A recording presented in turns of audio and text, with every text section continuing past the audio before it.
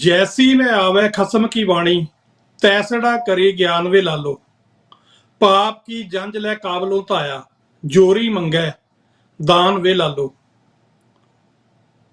अगस्त महीने की 4 तरीक है जी, बरा 2025 दिन सोमवार। स्टूडियो ਦੀਆਂ ਘੜੀਆਂ ਦੇ ਮੁਤਾਬਕ ਨਿਊਯਾਰਕ ਸਮੇਂ ਅਨੁਸਾਰ ਦੁਪਹਿਰ ਦੇ 12 ਵਜੇ ਨੇ ਔਰ ਖਾਲਿਸਤਾਨ ਦੇ ਸਮੇਂ ਅਨੁਸਾਰ ਰਾਤ ਦੇ 9:30 ਵਜੇ ਹੋਏ ਨੇ। ਮੈਂ ਆਪ ਜੀ ਦਾ ਹੋਸਟ ਮਨਵੀਰ ਸਿੰਘ ਪ੍ਰੋਗਰਾਮ ਦਿਲ ਦੀਆਂ ਗੱਲਾਂ ਦੇ ਵਿੱਚ ਦਿਲ ਦੀਆਂ ਗਹਿਰਾਈਆਂ ਤੋਂ ਆਪ ਜੀ ਦਾ ਸਵਾਗਤ ਕਰਦਾ ਹੋਇਆ ਆਪ ਜੀ ਨੂੰ ਫਤਿਹ ਅਰਜ਼ ਕਰਦਾ ਜੀ। ਵਾਹਿਗੁਰੂ ਜੀ ਕਾ ਖਾਲਸਾ, ਵਾਹਿਗੁਰੂ ਜੀ ਕੀ ਫਤਿਹ। ਖਾਲਸਾ ਜੀ, ਇਹ ਪ੍ਰੋਗਰਾਮ ਤੁਸੀਂ ਮੰਡੇ ਟੂ ਫਰਾਈਡੇ ਇਸ ਮੰਚ ਤੋਂ ਖਾਲਿਸਤਾਨ ਦੇ ਸਮੇਂ ਅਨੁਸਾਰ 12 ਵਜੇ ਔਰ ਖਾਲਿਸਤਾਨ ਦੇ ਸਮੇਂ ਅਨੁਸਾਰ ਰਾਤ ਨੂੰ 9:30 ਵਜੇ ਸੇਮ ਡੇਟ ਦੇ ਵਿੱਚ ਔਰ ਨਿਊਯਾਰਕ ਸਮੇਂ ਅਨੁਸਾਰ 12 ਵਜੇ ਸੁਣਦੇ ਹੋ। ਤੁਸੀਂ ਸਾਨੂੰ ਪਸੰਦ ਕਰਦੇ ਹੋ, ਮੈਸੇਜ ਕਰਦੇ ਹੋ, ਸ਼ੇਅਰ ਕਰਦੇ ਹੋ, ਉਹਦੇ ਲਈ ਤੁਹਾਡਾ ਬਹੁਤ ਬਹੁਤ ਧੰਨਵਾਦ। ਇਸੇ ਤਰ੍ਹਾਂ ਤੁਸੀਂ ਜੁੜਦੇ ਰਹੋ ਔਰ ਜਦੋਂ ਤੋਂ ਇਹ ਪ੍ਰੋਗਰਾਮ ਸ਼ੁਰੂ ਹੋਇਆ ਆਪਣਾ ਪਰਿਵਾਰ ਹੈ ਜਿਹੜਾ ਉਹ ਵੱਡਾ ਹੁੰਦਾ ਜਾ ਰਿਹਾ। ਕਾਫੀ ਐਪਰੀਸੀਏਸ਼ਨ ਦੀਆਂ ਫੋਨ ਕਾਲ ਵੀ ਆਉਂਦੀਆਂ ਨੇ, ਤੁਹਾਡੇ ਮੈਸੇਜ ਵੀ ਆਉਂਦੇ ਨੇ। ਇਹ ਗੱਲ ਵੱਖਰੀ ਹੈ ਕਿ ਚੱਲਦੇ ਪ੍ਰੋਗਰਾਮ ਦੇ ਵਿੱਚ ਥੋੜੀ ਜਿਹੀ ਘੱਟ ਪਾਰਟਿਸਿਪੇਸ਼ਨ ਹੁੰਦੀ ਹੈ, ਬਟ ਬਹੁਤ ਸਾਰੇ ਵੀਰ ਉਹ ਕਹਿੰਦੇ ਨੇ ਕਿ ਅਸੀਂ ਸੁਣਨ ਦੇ ਚਾਹਵਾਨ ਹਾਂ। ਚਲੋ, ਤੁਹਾਡੀ ਜਿਸ ਤਰ੍ਹਾਂ ਵੀ ਚਾਹਨਾ, ਜਿਸ ਤਰ੍ਹਾਂ ਵੀ ਤੁਸੀਂ ਸਾਨੂੰ ਸਪੋਰਟ ਕਰਦੇ ਹੋ, ਤੁਹਾਡਾ ਬਹੁਤ ਬਹੁਤ ਧੰਨਵਾਦ। ਔਰ ਪ੍ਰੋਗਰਾਮ ਸ਼ੁਰੂ ਕਰਨ ਤੋਂ ਪਹਿਲਾਂ ਮੈਂ ਇੱਕ ਗੱਲ ਦੱਸਣੀ ਚਾਹੁੰਦਾ ਕਿ ਕਈ ਵਾਰੀ ਬੰਦਾ ਡੋਲ ਜਾਂਦਾ। ਮੈਨੂੰ ਇਹ ਗੱਲ ਕਹਿਣ ਦੇ ਵਿੱਚ ਕੋਈ ਗੁਰੇਜ ਨਹੀਂ ਸੀ। ਅੱਜ ਮੈਂ ਵੀ ਡਬਲ ਮਾਈਂਡਡ ਸੀ ਕਿ ਮੈਂ ਇਹ ਪ੍ਰੋਗਰਾਮ ਕਰਾਂ ਜਾਂ ਨਾ ਕਰਾਂ। ਉਹ ਇਸ ਲਈ ਨਹੀਂ ਸੀ, ਡੋਲ ਜਾਂਦਾ। ਉਹ ਇਸ ਲਈ ਨਹੀਂ ਸੀ ਕਿ ਕਿਸੇ ਦਾ ਡਰ ਹੈ ਜਾਂ ਭਾ ਹੈ, ਕਿਉਂਕਿ ਭੈ ਤਾਂ ਜਿਹੜਾ ਉਹ ਖਾਲਸੇ ਨੇ ਕੇਵਲ ਤੇ ਕੇਵਲ ਗੁਰੂ ਦਾ ਰੱਖਣਾ। ਭੈ ਕਾਹੂ ਕੋ ਦੇਤ ਨਾ ਭੈ ਮਾਨਤ ਆਣ, ਇਹ ਖਾਲਸੇ ਦਾ ਸਿਧਾਂਤ ਰਿਹਾ ਜਿਹੜਾ ਗੁਰੂ ਤੇਗ ਬਹਾਦਰ ਪਾਤਸ਼ਾਹ ਨੇ ਆਪਣਾ ਸੀਸ ਦੇ ਕੇ ਸਥਾਪਿਤ ਕੀਤਾ। ਸੋ ਸਿੱਖਾਂ ਦੇ ਵਿੱਚ ਜਿਹੜੀਆਂ ਵੀ ਉਦਾਹਰਨਾਂ ਨੇ ਜਾਂ ਜਿਹੜੀ ਵੀ ਬਾਣੀ ਗੱਲ ਕਰਦੀ ਹੈ, ਜਿਹੜੀਆਂ ਵੀ ਸਾਡੀਆਂ ਸਿੱਖਿਆਵਾਂ ਨੇ, ਜਿਹੜੀ ਵੀ ਮਰਿਆਦਾ, ਇਹਨੂੰ ਆਪਣੇ ਪਿੰਡੇ ਤੇ ਹੰਢਾ ਕੇ ਸਾਡੇ ਗੁਰੂਆਂ ਨੇ, ਸਾਡੇ ਸ਼ਹੀਦਾਂ ਨੇ ਜਾਂ ਸਾਡੇ ਉਹ ਯੋਧਿਆਂ ਨੇ ਜਿਨ੍ਹਾਂ ਨੇ ਸਿੱਖੀ ਨੂੰ ਕੇਸਾਂ ਸਵਾਸਾਂ ਸੰਗ ਨਿਭਾਇਆ, ਉਹਨਾਂ ਨੇ ਸੁਰਜੀਤ ਕਰਕੇ ਸਾਡੇ ਸਾਹਮਣੇ ਰੱਖਿਆ। ਸਾਡਾ ਸਾਰਾ ਇਤਿਹਾਸ, ਸਾਡੀ ਗੁਰਬਾਣੀ, ਸਾਡੀਆਂ ਲਿਖਤਾਂ, ਸਾਡੀਆਂ ਸਾਖੀਆਂ ਇਸ ਕੰਮ ਨਾਲ ਭਰੀਆਂ ਪਈਆਂ ਨੇ। ਸੋ ਅੱਜ ਦੀ ਗੱਲ ਕਰਨ ਤੋਂ ਪਹਿਲਾਂ ਅਸੀਂ ਇਹ ਸਥਾਪਿਤ ਕਰਨਾ ਹੈ ਕਿ ਸਾਡਾ ਸਿਧਾਂਤ ਕੀ ਹੈ, ਸਾਡੀਆਂ ਜ਼ਿੰਮੇਵਾਰੀਆਂ ਕੀ ਨੇ, ਸਾਡੀ ਟੇਕ ਜਿਹੜੀ ਆ ਉਹ ਕਿੱਥੇ ਹੋਣੀ ਚਾਹੀਦੀ ਹੈ। ਕਿਉਂਕਿ ਸਿੱਖ ਸਿਧਾਂਤ ਦੇ ਵਿੱਚ ਜਦੋਂ 239 ਸਾਲ ਦੀ ਘਾਲਣ ਤੋਂ ਬਾਅਦ ਮਨੁੱਖੀ ਰੂਪ ਦੇ ਵਿੱਚ ਇੱਕ ਸੰਪੂਰਨ ਮਨੁੱਖ ਨੂੰ ਖਾਲਸਾਈ ਜਾਮਾ ਪਹਿਨਾਇਆ ਨਾ ਕਲਗੀਧਰ ਪਾਤਸ਼ਾਹ ਗੁਰੂ ਗੋਬਿੰਦ ਸਿੰਘ ਜੀ ਨੇ, ਉਦੋਂ ਉਹਨਾਂ ਨੇ ਇੱਕ ਵਾਅਦਾ ਕੀਤਾ ਸੀ ਖਾਲਸੇ ਦੇ ਨਾਲ। ਉਹ ਕਹਿੰਦੇ, ਇਨ ਗਰੀਬ ਸਿੱਖਨ ਕੋ ਦਿਉ ਪਾਤਸ਼ਾਹੀ, ਜੇ ਯਾਦ ਕਰੇ ਹਮਰੀ ਗੁਰਿਆਈ, ਕਿ ਇਹਨਾਂ ਗਰੀਬ ਸਿੱਖਾਂ ਨੂੰ ਮੈਂ ਰਾਜੇ ਬਣਾ ਦੇਣਾ ਕਿ ਇਹ ਯਾਦ ਕਰਨਗੇ ਵੀ ਸਾਡਾ ਕੋਈ ਗੁਰੂ ਸੀ ਜਾਂ ਸਾਡਾ ਕੋਈ ਗੁਰੂ ਹੈ ਜਿਹਨੇ ਸਾਨੂੰ ਪਾਤਸ਼ਾਹੀ ਦਿੱਤੀ ਹੈ। ਉਹਦੀ ਤਰਜਮਾਨੀ ਕਰਦਿਆਂ, ਘੱਲੂ ਘਾਰਿਆਂ ਤੋਂ ਲੰਘਦਿਆਂ 18ਵੀਂ ਸਦੀ ਦੇ ਸਿੰਘਾਂ ਦਾ ਉਹ ਜਿਹੜਾ ਬਿਆਨ ਕਰਨਾ ਆਪਣੇ ਆਪ ਨੂੰ, ਭਾਈ ਰਤਨ ਸਿੰਘ ਭੰਗੂ ਜਦੋਂ ਆਪਣਾ ਪ੍ਰਾਚੀਨ ਪੰਥ ਪ੍ਰਕਾਸ਼ ਦੇ ਵਿੱਚ ਲਿਖਦੇ ਨੇ ਨਾ, ਜਦੋਂ ਉਹਨਾਂ ਨੂੰ ਚੁਣੌਤੀ ਆਈ ਕਿ ਤੁਹਾਡਾ ਇਤਿਹਾਸ ਕੋਈ ਹੋਰ ਲਿਖ ਰਿਹਾ, ਜਦੋਂ ਉਹਨਾਂ ਨੇ ਜਾ ਕੇ ਉਸ ਅੰਗਰੇਜ਼ ਦੇ ਕੋਲ ਜਾਂ ਸ਼ਹਿਨਸ਼ਾਹ ਦੇ ਕੋਲ, ਜਿਹੜਾ ਵੀ ਸਮੇਂ ਦੀ ਹਕੂਮਤ ਸੀ, ਮੁਗਲ ਹਕੂਮਤ ਹੀ ਸੀ ਸ਼ਾਇਦ, ਜਾਂ ਉਹਨਾਂ ਨੂੰ ਨਹੀਂ ਅੰਗਰੇਜ਼ ਸੀ, ਸੌਰੀ, ਮੈਂ ਬੜਾ ਵੱਡਾ ਵਿਗਿਆਨੀ ਜਾਂ ਜਿਹੜਾ ਉਹ ਸਟੂਡੈਂਟ ਨਹੀਂ ਇਤਿਹਾਸ ਦਾ, ਥੋੜੀ ਬਹੁਤ ਪੜ੍ਹਨ ਦੀ ਕੋਸ਼ਿਸ਼ ਕਰਦਾ। ਮੇਰੀਆਂ ਗਲਤੀਆਂ ਨੂੰ ਖਿੜੇ ਮੱਥੇ ਜਿਹੜੀਆਂ ਮੈਂ ਸਵੀਕਾਰ ਕਰਦਾ, ਮੇਰੀ ਝੋਲੀ ਪਾ ਦਿਓ, ਮੈਨੂੰ ਮਾਫ ਕਰ ਦਿਓ, ਪਰ ਮੇਰੀ ਭਾਵਨਾ ਜਿਹੜੀ ਉਹ ਸਿਰਫ ਨਿਸ਼ਾਨਦੇਹੀ ਕਰਨ ਦੀ ਹੈ। ਸੋ ਬਹੁਤ ਜ਼ਿਆਦਾ ਫਾਰਮਲੀ ਨਾ ਮੈਨੂੰ ਲਿਓ, ਜੇ ਮੈਂ ਮੇਰੇ ਕੋਲ ਕੋਈ ਗੱਲ ਥੋੜੀ ਬਹੁਤੀ ਗਲਤ ਹੋ ਜਾਵੇ ਤਾਂ ਮੈਂ ਮਾਫੀ ਦਾ ਜਾਚਕ ਹੋਊਂਗਾ, ਕਿਉਂਕਿ ਮੇਰੀ ਜਿਹੜੀ ਡਿਊਟੀ ਹੈ ਨਾ, ਜਰਨਲਿਸਟਿਕ ਡਿਊਟੀ ਹੈ, ਮੈਂ ਇੱਕ ਪੱਤਰਕਾਰ ਦੇ ਨਾਤੇ ਇਹ ਪ੍ਰੋਗਰਾਮ ਕਰਦਾ, ਮੇਰਾ ਇਹ ਪਰਸਨਲ ਨਹੀਂ। ਇਹ ਮੰਚ ਜਿਹੜਾ TV 84 ਦਾ, ਔਰ TV 84 ਹੈ ਜਿਹੜਾ, ਉਹ ਪੰਥ ਦੀ ਕਿਰਪਾ ਦੇ ਨਾਲ, ਗੁਰੂ ਦੀ ਕਿਰਪਾ ਦੇ ਨਾਲ, ਪੰਥ ਦੀ ਮਾਇਕ ਸਹਾਇਤਾ ਦੇ ਨਾਲ ਚੱਲਦਾ। ਐਡਸ ਸਾਨੂੰ ਬਹੁਤ ਜ਼ਿਆਦਾ ਨਹੀਂ ਮਿਲਦੀਆਂ, ਕੁਝ ਹੈਗੇ ਨੇ ਸੱਜਣ ਜਿਹੜੇ ਐਡਸ ਦਿੰਦੇ ਨੇ। ਸੋ ਮੇਰਾ ਕਹਿਣ ਦਾ ਮਤਲਬ, ਮੇਰੇ ਕਹਿਣ ਤੋਂ ਭਾਵ ਇਹ ਆ ਕਿ ਇਹ ਟੋਟਲੀ ਜਿਹੜੀ ਜਰਨਲਿਸਟਿਕ ਜੌਬ ਆ ਮੇਰੀ, ਇਹ ਕੋਈ ਪਰਸਨਲ ਨਹੀਂ, ਕਿਸੇ ਨਾਲ ਕੋਈ ਮੈਂ ਕਿਸੇ ਨਾਲ ਕੋਈ ਜਿਹੜੀਆਂ ਮਲਾਜੇਦਾਰੀਆਂ ਪਗਾਉਣ ਲਈ ਜਾਂ ਕਿਸੇ ਨਾਲ ਪਰਸਨਲ ਕੜਾ ਕੱਢਣ ਲਈ ਮੈਂ ਪ੍ਰੋਗਰਾਮ ਨਹੀਂ ਕਰਦਾ। ਸੋ ਭਾਈ ਰਤਨ ਸਿੰਘ ਭੰਗੂ ਪ੍ਰਾਚੀਨ ਪੰਥ ਪ੍ਰਕਾਸ਼ ਦੇ ਵਿੱਚ ਲਿਖਦੇ ਨੇ ਕਿ ਹਮ ਪਾਤਸ਼ਾਹੀ ਸਤਗੁਰ ਦੇ ਹੰਨੇ ਹੰਨੇ ਲਾਹੇ, ਜਿਉਂ ਜਿਉਂ ਬਹੇ ਜ਼ਮੀਨ ਮਲ, ਤਿਉਂ ਤਿਉਂ ਤਖਤ ਬਣਾਏ। ਇਹ 18ਵੀਂ ਸਦੀ ਦੀ ਸਾਡੀ ਗੱਲ ਹੈ ਕਿ ਸਾਨੂੰ ਜਿਹੜੀ ਪਾਤਸ਼ਾਹੀ ਆ ਉਹ ਸਤਗੁਰ ਨੇ ਦਿੱਤੀ ਹੋਈ ਆ, ਤੇ ਜਿੱਥੇ ਅਸੀਂ ਜ਼ਮੀਨ ਮਲ ਕੇ ਬਹਿ ਜਾਈਏ ਸਾਡਾ ਉਹ ਤਖਤ ਹੁੰਦਾ। ਇਹ ਖਾਲਸੇ ਦੀ ਵਿਲੱਖਣਤਾ। ਤੇ ਜੇ ਅੱਜ ਦੇ ਸੰਦਰਭ ਦੇ ਵਿੱਚ ਗੱਲ ਕਰਨੀ ਹੋਵੇ, ਤੇ ਜਦੋਂ ਅਮਿਤ ਸ਼ਾਹ ਭਾਰਤ ਦੀ ਪਾਰਲੀਮੈਂਟ ਦੇ ਵਿੱਚ ਖਲੋ ਕੇ ਇਹ ਗੱਲ ਕਰਦਾ ਹੈ ਨਾ ਕਿ ਛੋੜ ਕੈਸੇ ਦੇ ਉਹ ਤੋਂ ਉਹਨਾਂ ਨੇ ਤੋਂ ਮਾਫੀ ਨਹੀਂ ਮੰਗੀ, ਉਹ ਕਹਿ ਰਿਹਾ ਸਾਡੇ ਉਹਨਾਂ ਯੋਧਿਆਂ ਨੂੰ ਜਿਨ੍ਹਾਂ ਨੇ ਸਮਾਂ ਰਹਿੰਦਿਆਂ ਜਿਹੜੀ ਆ ਉਹ ਨੱਥ ਪਾਈ। ਜਾਵਰ ਦੇ ਘੋੜੇ ਦੀ ਨਕੇੜ ਨੂੰ ਉਹਨਾਂ ਨੇ ਹੱਥ ਪਾਇਆ, ਉਹਨੂੰ ਸਿੱਟਿਆ ਉਹਦੇ ਘੋੜੇ ਨੂੰ ਉਲਟਾ ਕੇ, ਜਿਵੇਂ ਜਿਹੜੀਆਂ 17 ਮੈਂ ਪੜ੍ਹ ਕੇ ਹਟਿਆ ਨਾ ਕਿ ਪਾਪ ਕੀ ਜੰਜ ਲੈ ਕਾਬਲੋਂ ਧਾਇਆ, ਜੋਰੀ ਮੰਗੇ ਦਾਨਵੇ ਲਾਲੋ। ਇਹ ਗੱਲ ਜਦੋਂ ਗੁਰੂ ਨਾਨਕ ਪਾਤਸ਼ਾਹ ਨੇ ਇਹ ਨਹੀਂ ਸੀ ਦੇਖਿਆ ਕਿ ਬਾਬਰ ਜਿਹੜਾ ਉਹ ਧਾੜਵੀ ਹੋ ਕੇ ਆਇਆ, ਉਹ ਕਤਲੋ ਗਾਰਤ ਕਰ ਰਿਹਾ, ਉਹ ਹਿੰਦੁਸਤਾਨ ਤੇ ਕਾਬਜ ਹੋ ਗਿਆ। ਹਿੰਦੁਸਤਾਨ ਜਦੋਂ ਮੈਂ ਕਹਿੰਦਾ ਉਹਨੂੰ ਭਾਰਤ ਨਾ ਸਮਝ ਲਿਓ ਜਾਂ ਇੰਡੀਆ ਨਾ ਸਮਝ ਲਿਓ, ਉਹ ਸਾਊਥ ਏਸ਼ੀਅਨ ਖਿੱਤੇ ਦਾ ਨਾਂ ਜਿਹੜਾ ਹਿੰਦ ਨਦੀ, ਜਿਹੜੀ ਸਿੰਧੂ ਨਦੀ ਆ, ਉਤੋਂ ਥੱਲੜੇ ਪਾਸੇ ਚੜ੍ਹਦੇ ਪਾਸੇ ਨੂੰ ਜਿਹੜਾ ਇਲਾਕਾ, ਉਹਨੂੰ ਹਿੰਦੁਸਤਾਨ ਕਹਿੰਦੇ ਆ। ਕਿਤੇ ਇਹ ਨਾ ਕਿ ਉਹ ਵੀ ਮੈਂ ਕਿਤੇ ਹਿੰਦੁਸਤਾਨ ਕਹਿ ਰਿਹਾ ਤੇ ਉਹ ਤੇ ਮੈਂ ਕੋਈ ਮੋਹਰ ਲਾ ਰਿਹਾ ਵੀ ਉਹ ਦੇਸ਼ ਹੈ, ਇਦਾਂ ਦੀ ਕੋਈ ਗੱਲ ਨਹੀਂ। ਸੋ ਜੋ ਗੁਰਬਾਣੀ ਸਾਨੂੰ ਜਿਹੜੀ ਉਪਦੇਸ਼ ਕਰਦੀ ਆ ਉਹਦੇ ਅਨੁਸਾਰ ਮੈਂ ਕਹਿ ਰਿਹਾ ਕਿ ਜਦੋਂ ਉਸ ਜ਼ਾਲਮ ਦਾ ਕਬਜ਼ਾ ਸੀ, ਕਤਲੋ ਗਾਰਤ ਸੀ, ਉਸ ਵਕਤ ਸਾਡੇ ਇਸ਼ਟ ਗੁਰੂ ਨਾਨਕ ਸਾਹਿਬ ਨੇ ਉਹਦੇ ਘੋੜੇ ਦੀ ਲਗਾਮ ਫੜ ਕੇ ਉਹਨੂੰ ਰੋਕਿਆ, ਉਹਨੂੰ ਵੰਗਾਰਿਆ। ਉਹਦੇ ਇਵਜ ਵਜੋਂ ਕੇਸ ਵੀ ਚੱਲੇ ਗੁਰੂ ਨਾਨਕ ਸਾਹਿਬ ਦੇ ਉੱਤੇ। ਇਹ ਮੈਂ ਸਾਰੀ ਗੱਲ ਕਿਉਂ ਕਰ ਰਿਹਾ ਮੈਂ ਤੁਹਾਨੂੰ ਅੱਗੇ ਜਾ ਕੇ ਦੱਸਦਾ। ਜੇਲ੍ਹ ਵੀ ਹੋਈ ਗੁਰੂ ਨਾਨਕ ਸਾਹਿਬ ਨੂੰ, ਪਰ ਜਦੋਂ ਫਿਰ ਉਸ ਹੰਕਾਰੀ ਦਾ ਹੰਕਾਰ ਟੁੱਟਿਆ, ਉਹਨੇ ਆਪਣੀ ਗਲਤੀ ਨੂੰ ਮੰਨਿਆ ਤੇ ਉਹਨੇ ਮਾਫੀ ਮੰਗ ਕੇ ਗੁਰੂ ਸਾਹਿਬ ਨੂੰ ਰਿਹਾ ਕੀਤਾ। ਇਤਿਹਾਸ ਹੈ, ਇਹ ਕੋਲੋਂ ਨਹੀਂ ਅਸੀਂ ਲਿਖਿਆ। ਪਰ ਅੱਜ ਅਸੀਂ ਕੇਸ ਮੋੜ ਤੇ ਖੜੇ ਹਾਂ। ਪਰ ਜਦੋਂ ਮੈਂ ਪ੍ਰੋਗਰਾਮ ਸ਼ੁਰੂ ਕਰਨ ਤੋਂ ਪਹਿਲਾਂ ਇਹ ਗੱਲ ਕੀਤੀ ਆ ਕਿ ਮੇਰਾ ਪ੍ਰੋਗਰਾਮ ਕਰਨ ਨੂੰ ਜੀ ਨਹੀਂ ਸੀ ਕਰ ਰਿਹਾ, ਮੈਨੂੰ ਥੋੜਾ ਜਿਹਾ ਅਪਸੈਟ ਸੀ ਮੈਂ। ਇਸ ਲਈ ਨਹੀਂ ਵੀ ਕੱਲ ਨੂੰ ਮੇਰੀ ਕੋਰਟ ਤਰੀਕ ਹੈ, ਮੇਰੀ ਕੱਲ ਨੂੰ ਕੋਰਟ ਦੀ ਹੀਅਰਿੰਗ ਆ, ਕਿਉਂਕਿ ਇਸੇ ਮੰਚ ਤੋਂ ਮੈਂ ਕੁਝ ਬੰਦੇ ਬੇਨਕਾਬ ਕੀਤੇ ਸੀ, ਉਹਨਾਂ ਦੇ ਮੂੰਹ ਤੋਂ ਪੰਥਕ ਨਕਾਬ ਲਾਇਆ ਸੀ, ਦੱਸਿਆ ਸੀ ਕਿ ਕਿਵੇਂ ਇਹ ਬੰਦੇ ਸਿੱਖਾਂ ਦੇ ਕਾਤਲਾਂ ਨੂੰ ਸਨਮਾਨਿਤ ਕਰਦੇ ਨੇ। ਹਜੇ ਕਿ ਮੈਂ ਕਿਸੇ ਦਾ ਨਾਂ ਨਹੀਂ ਸੀ ਲਿਆ, ਮੈਂ ਆਪਣੀ ਲਿਮਿਟੇਸ਼ਨ ਜਾਣਦਾ ਸੀ। ਮੈਨੂੰ ਇਹ ਸੀ ਵੀ ਸ਼ਾਇਦ ਗਲਤੀ ਮੰਨ ਲੈਣ, ਵਾਪਸ ਆ ਜਾਣ। ਪੰਥ ਕੋ ਮਾਫੀ ਮੰਗਣੀ ਮੇਰੇ ਕੋ ਨਹੀਂ, ਪੰਥ ਕੋ ਮਾਫੀ ਮੰਗ ਲੈਣ ਕਿ ਜੋ ਸਾਡੇ ਕੋਲ ਹੋਇਆ ਗਲਤ ਹੋਇਆ, ਜਿੱਦਾਂ ਪਹਿਲਾਂ ਵੀ ਇਹਨਾਂ ਨੇ ਕਈ ਵਾਰ ਮੰਗੀਆਂ। ਇਹਨਾਂ ਨੇ ਬਹੁਤ ਕੁਝ ਕੀਤਾ, ਉਹਦੀ ਵੀ ਜਿਹੜੀ ਆ ਸਾਰੀ ਲਿਸਟ ਆਪਾਂ ਉਹ ਰੱਖਾਂਗੇ ਸਾਹਮਣੇ ਹੌਲੀ ਹੌਲੀ। ਬਹੁਤ ਕੁਝ ਇਹਨਾਂ ਨੇ ਕੀਤਾ, ਮਾਫੀਆਂ ਮੰਗੀਆਂ। ਤੇ ਪੰਥ ਜਿਹੜਾ ਉਹ ਹਮੇਸ਼ਾ ਮਿਹਰਬਾਨ ਰਹਿੰਦਾ, ਪੰਥ ਜਿਹੜਾ ਉਹ ਹਮੇਸ਼ਾ ਦਇਆਵਾਨ ਰਹਿੰਦਾ। ਪੰਥ ਨੇ ਇਹਨਾਂ ਨੂੰ ਮਾਫ ਕੀਤਾ। ਜਿੰਨੀ ਵਾਰੀ ਵੀ ਇਹਨਾਂ ਕੋਲ ਗਲਤੀ ਹੋਈ, ਇਹ ਪੰਥ ਕੋ ਆ ਕੇ ਇਹਨਾਂ ਨੇ ਝੋਲੀ ਪਵਾਈ, ਪੰਥ ਨੇ ਇਹਨਾਂ ਨੂੰ ਮਾਫ ਕੀਤਾ। ਇੱਕ ਵਾਰੀ ਨਹੀਂ ਕੀਤਾ, 3 ਤੋਂ ਵੱਧ ਐਗਜ਼ੈਂਪਲਾਂ ਮੇਰੇ ਕੋਲ ਹੈਗੀਆਂ ਜਦੋਂ ਇਹਨਾਂ ਨੂੰ ਮਾਫ ਕੀਤਾ। ਪਰ ਇਹ ਟਲੇ ਨਹੀਂ, ਇਹ ਹੁਣ ਹੱਥ ਠੋਕੇ ਬਣ ਰਹੇ ਨੇ ਉਸ ਸਿਸਟਮ ਦਾ, ਉਸ ਜ਼ਬਰ ਦਾ, ਜਿਹੜਾ ਭਾਰਤ ਦੀ ਸਰਕਾਰ ਵਿਦੇਸ਼ਾਂ ਦੇ ਵਿੱਚ ਰਹਿੰਦੇ ਸਿੱਖਾਂ ਦੇ ਉੱਤੇ ਕਰ ਰਹੀ ਹੈ ਤੇ ਗਾਂਹ ਕਰਨਾ ਚਾਹੁੰਦੀ ਹੈ।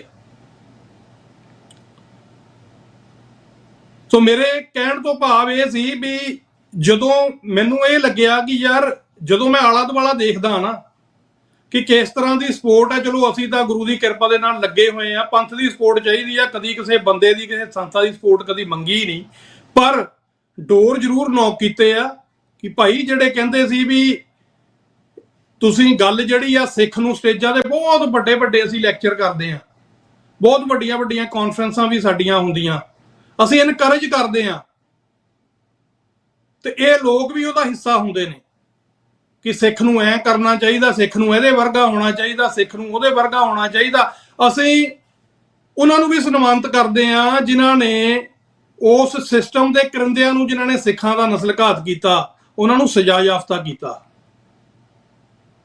ਅਸੀਂ ਭਾਈ ਕਰਮਜੀਤ ਸਿੰਘ ਸੁਨਾਮ ਦਾ ਸਨਮਾਨ ਵੀ ਇਸੇ ਸੰਸਥਾ ਦੀ ਸਟੇਜ ਤੋਂ ਕਰਦੇ ਆ ਜਿਹਦੀ ਮੈਂ ਗੱਲ ਕਰਨ ਲੱਗਾ, ਜਿਨ੍ਹਾਂ ਨੇ ਕਾਂਗਰਸ ਦੇ ਮੌਜੂਦਾ ਪ੍ਰਧਾਨ ਮੰਤਰੀ ਰਾਜੀਵ ਗਾਂਧੀ ਦੇ ਉੱਤੇ ਗੋਲੀ ਚਲਾਈ ਸੀ। ਚਲੋ ਉਹ ਬਚ ਗਏ ਕਿਉਂਕਿ ਜੀਣ ਮਰਨ ਜਿਹੜਾ ਉਹ ਅਕਾਲ ਪੁਰਖ ਵਾਹਿਗੁਰੂ ਦੇ ਹੱਥ ਹੈ, ਬਟ ਇੱਕ ਸਿੱਖ ਨੇ ਆਪਣੀ ਜਾਨ ਦੀ ਪਰਵਾਹ ਨਾ ਕਰਦਿਆਂ ਹੋਇਆ, ਆਪਣੇ ਘਰ ਪਰਿਵਾਰ ਦੀ ਜਾਨ ਦੀ ਪਰਵਾਹ ਨਾ ਕਰਦਿਆਂ ਹੋਇਆ ਉਹ ਕਾਰਾ ਕੀਤਾ ਸੀ। ਉਸ ਸਿੱਖ ਨੂੰ ਸਨਮਾਨਿਤ ਕਰਨਾ ਬਣਦਾ ਸੀ ਔਰ ਇਸ ਸਟੇਜ ਤੋਂ ਸਨਮਾਨ ਉਸ ਸਿੱਖ ਦਾ ਕੀਤਾ ਗਿਆ। ਪਰ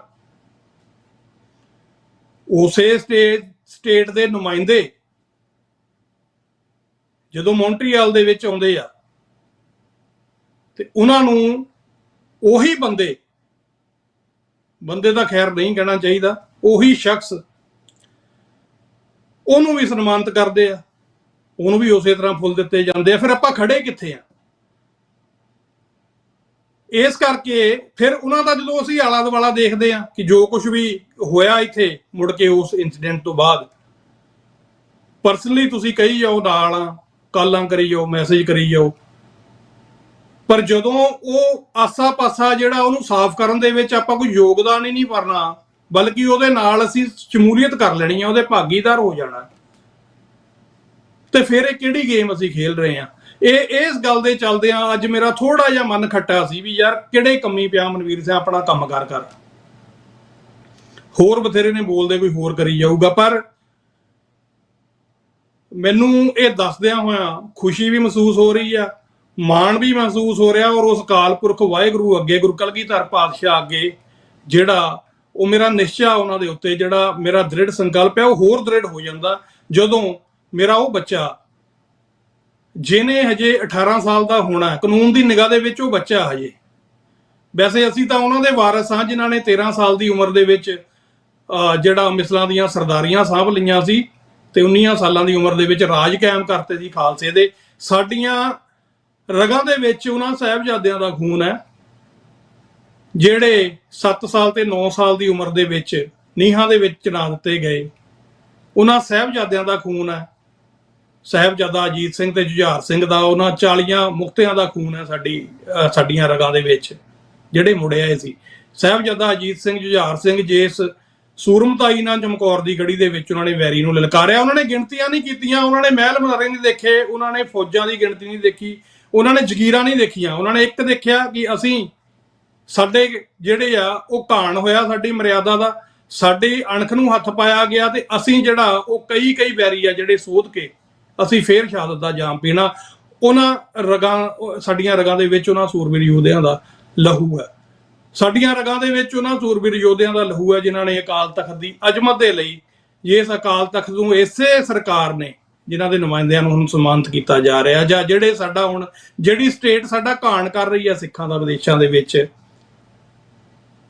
ਉਹਨਾਂ ਨੇ ਜਿਹੜਾ ਉਹ ਕਹਿੰਦੇ ਹੁੰਦੇ ਨਾ ਕਿ ਉਹ ਲੋਹੇ ਦੇ ਜਿਹੜੇ ਆ ਉਹ ਚਣੇ ਆ ਉਹ ਚਵਾਏ ਆ, ਦੰਦ ਖੱਟੇ ਕੀਤੇ ਉਹਨਾਂ ਦੇ ਅਥਰੂ ਜਿਹੜੇ ਆ ਉਹ ਲਾਏ ਆ, ਤੇ ਅੰਤ ਦੇ ਵਿੱਚ ਜੂਝਦਿਆਂ ਹੋਇਆ ਈਣ ਨਹੀਂ ਮੰਨੀ,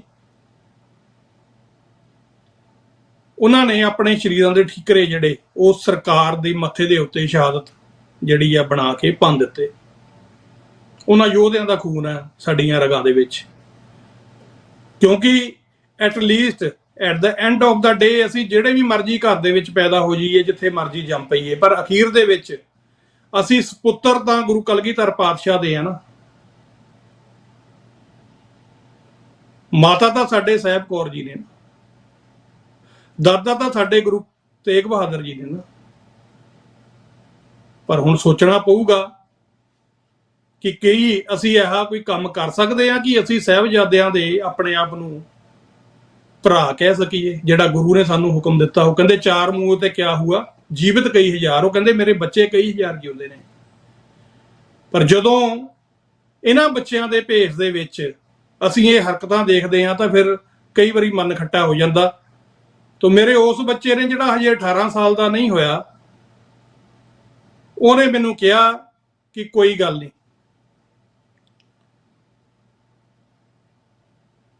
ਉਹਨੇ ਮੈਨੂੰ ਝੰਜੋੜਿਆ ਕਿ ਡੈਡ ਕੋਈ ਖੜੇ ਨਾ ਖੜੇ ਮੈਂ ਤੁਹਾਡੇ ਨਾਲ, ਮੈਨੂੰ ਪਤਾ you are not doing wrong. ਥੋੜਾ ਜਿਹਾ ਅੰਗਰੇਜ਼ੀ ਬੋਲਦੇ ਇੱਥੇ ਦੇ ਬੱਚੇ, ਕਈ ਵਾਰ ਉਹ ਆਦਤ ਆ ਉਹਨਾਂ ਦੀ। ਉਹ ਕਹਿੰਦੇ ਵੀ ਅਸੀਂ ਤੇਰੇ ਨਾਲ ਆ। ਤੇ ਉਹ ਤੋਂ 2 ਸਾਲ ਛੋਟਾ ਉਹ ਮੈਨੂੰ ਕਹਿ ਰਿਹਾ ਵੀ dad no, you have to do it. So ਠੀਕ ਹੈ ਜੀ, ਮੈਨੂੰ ਵੀ ਆਪਣੇ ਆਪ ਤੇ ਸ਼ਰਮ ਮਹਿਸੂਸ ਹੋਈ ਕਿ ਮੈਂ ਐਸਾ ਜਿਹੜਾ ਪ੍ਰਭਾਵ ਆ ਉਹ ਕਿਉਂ ਆਪਣੇ ਬੱਚਿਆਂ ਦੇ ਸਾਹਮਣੇ, ਜਿਹੜਾ ਕਿਉਂ ਮੈਨੂੰ ਲੱਗਿਆ ਵੀ ਅੱਜ ਇਹ ਉਦਾਂ ਹੀ ਬੈਠਾ, ਇਹਨੇ ਪ੍ਰੋਗਰਾਮ ਨਹੀਂ ਕਰਨਾ, ਪਹਿਲਾਂ ਤਾਂ ਤਿਆਰੀ ਕਰਨ ਲੱਗ ਜਾਂਦਾ ਹੁੰਦਾ। ਸੋ ਮੈਂ ਉਹਦੇ ਲਈ ਵੀ ਗੁਨਾਹਗਾਰ, ਉਹਦੇ ਲਈ ਮੈਂ ਗੁਰੂ ਪਾਤਸ਼ਾਹ ਤੋਂ ਮਾਫੀ ਚਾਹੁੰਦਾ ਵੀ ਅੱਜ ਮੈਨੂੰ ਕੁਝ ਹੋਰ ਦੁਨੀਆ ਦੇ ਵਿੱਚੋਂ ਮਿਲੇ ਜਾਂ ਨਾ ਮਿਲੇ, ਜ਼ਿੰਦਗੀ 'ਚੋਂ ਕੁਝ ਹੋਰ ਮਿਲੇ ਜਾਂ ਨਾ ਮਿਲੇ, ਜਿਹੜੀ ਅੱਜ ਮੇਰੀ ਗੱਲ ਮੇਰੇ ਬੱਚਿਆਂ ਨੇ ਮੈਨੂੰ ਕਹੀ ਹੈ ਨਾ, ਉਹਨੇ ਮੈਨੂੰ ਜਿਉਂਦਿਆਂ 'ਚ ਕਰਤਾ। ਤੇ ਕੋਈ ਗੱਲ ਨਹੀਂ, ਇਹ ਲੜਾਈ ਜਿਹੜੀ ਹੈ ਇਹ ਜਾਰੀ ਰਹੂਗੀ। ਅਸਲ ਦੇ ਵਿੱਚ ਇਹ ਲੜਾਈ ਵੀ ਨਹੀਂ, ਸਿਰਫ ਮੇਰਾ ਫਰਜ਼ ਹੈ ਜਿਹੜਾ ਮੈਂ ਇੱਕ ਕੌਮ ਦਾ ਕੁੱਕਰ ਹੋਣ ਦੇ ਨਾਤੇ ਅਦਾ ਕਰ ਰਿਹਾ, ਇੱਕ ਜਰਨਲਿਸਟ ਹੋਣ ਦੇ ਨਾਤੇ ਅਦਾ ਕਰ ਰਿਹਾ, ਔਰ ਇਹ ਮੇਰੇ ਕਾਨੂੰਨੀ ਅਧਿਕਾਰਾਂ ਦੇ ਅੰਦਰ ਵੀ ਹੈ। ਸੋ ਕੋਈ ਗੱਲ ਨਹੀਂ, ਇੱਥੇ ਤਾਂ ਸਾਡੇ ਯੋਧੇ ਆ ਜਿਹੜੇ ਉਹ ਫਾਂਸੀਆਂ ਡੀਕ ਰਹੇ ਨੇ, ਜੇਲ੍ਹਾਂ 'ਚ ਉਹਨਾਂ ਨੇ ਇੰਨੀ ਮੰਨੀ। ਤੇ ਸਾਨੂੰ ਕੁਝ ਛਿੱਲੜਾਂ ਦੇ ਪਿੱਛੇ ਜੇ ਮਾਨਹਾਨੀਆਂ ਦੇ ਹੁੰਦੇ ਨੇ ਕਿ ਤੁਸੀਂ ਸੱਚ ਕਿਉਂ ਬੋਲਤਾ, ਤੇ ਅਸੀਂ ਉਸ ਗੁਰੂ ਦੀ ਵੰਸ਼ ਆ ਜਿਹਨੇ ਸਾਨੂੰ ਕਿਹਾ ਕਿ ਸੱਚ ਸੁਣਾਏ ਸੀ ਸੱਚ ਕੀ ਬੇਲਾ। ਤੇ ਜੇ ਸੱਚ ਦੀ ਬੇਲਾ ਸੱਚ ਨਾ ਬੋਲਿਆ ਤੇ ਫਿਰ ਕਾਹਦੇ ਅਸੀਂ ਸਿੱਖ ਆ। ਤੇ ਹੁਣ ਥੋੜਾ ਜਿਹਾ ਸੱਚ ਵੀ ਬੋਲ ਲਈਏ। ਮੌਜੂਦਾ ਦੌਰ ਦੇ ਉੱਤੇ ਆਨੇ ਆਪਾਂ। ਕੱਲ ਇੱਕ ਖਬਰ ਆਈ ਕਿ ਸਰਦਾਰ ਗੁਰਵਿੰਦਰ ਸਿੰਘ ਨਾਂ ਦਾ ਇੱਕ ਨੌਜਵਾਨ ਜਿਹੜਾ 2019 ਤੋਂ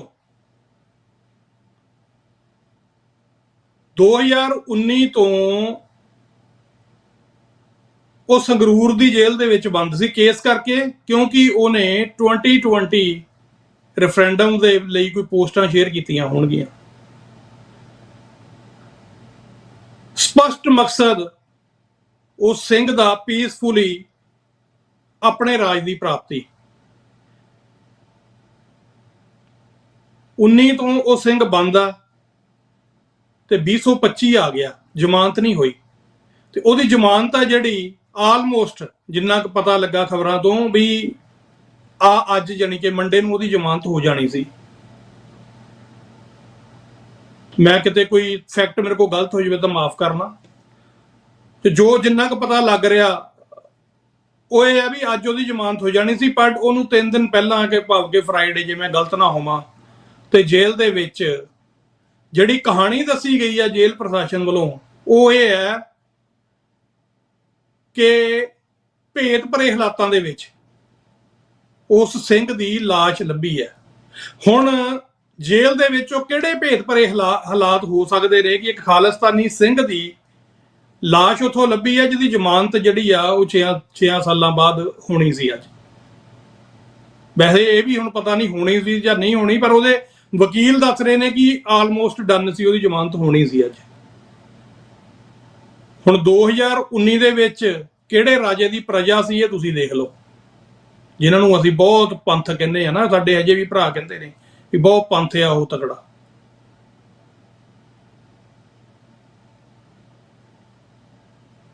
(2019) ਦੇ ਵਿੱਚ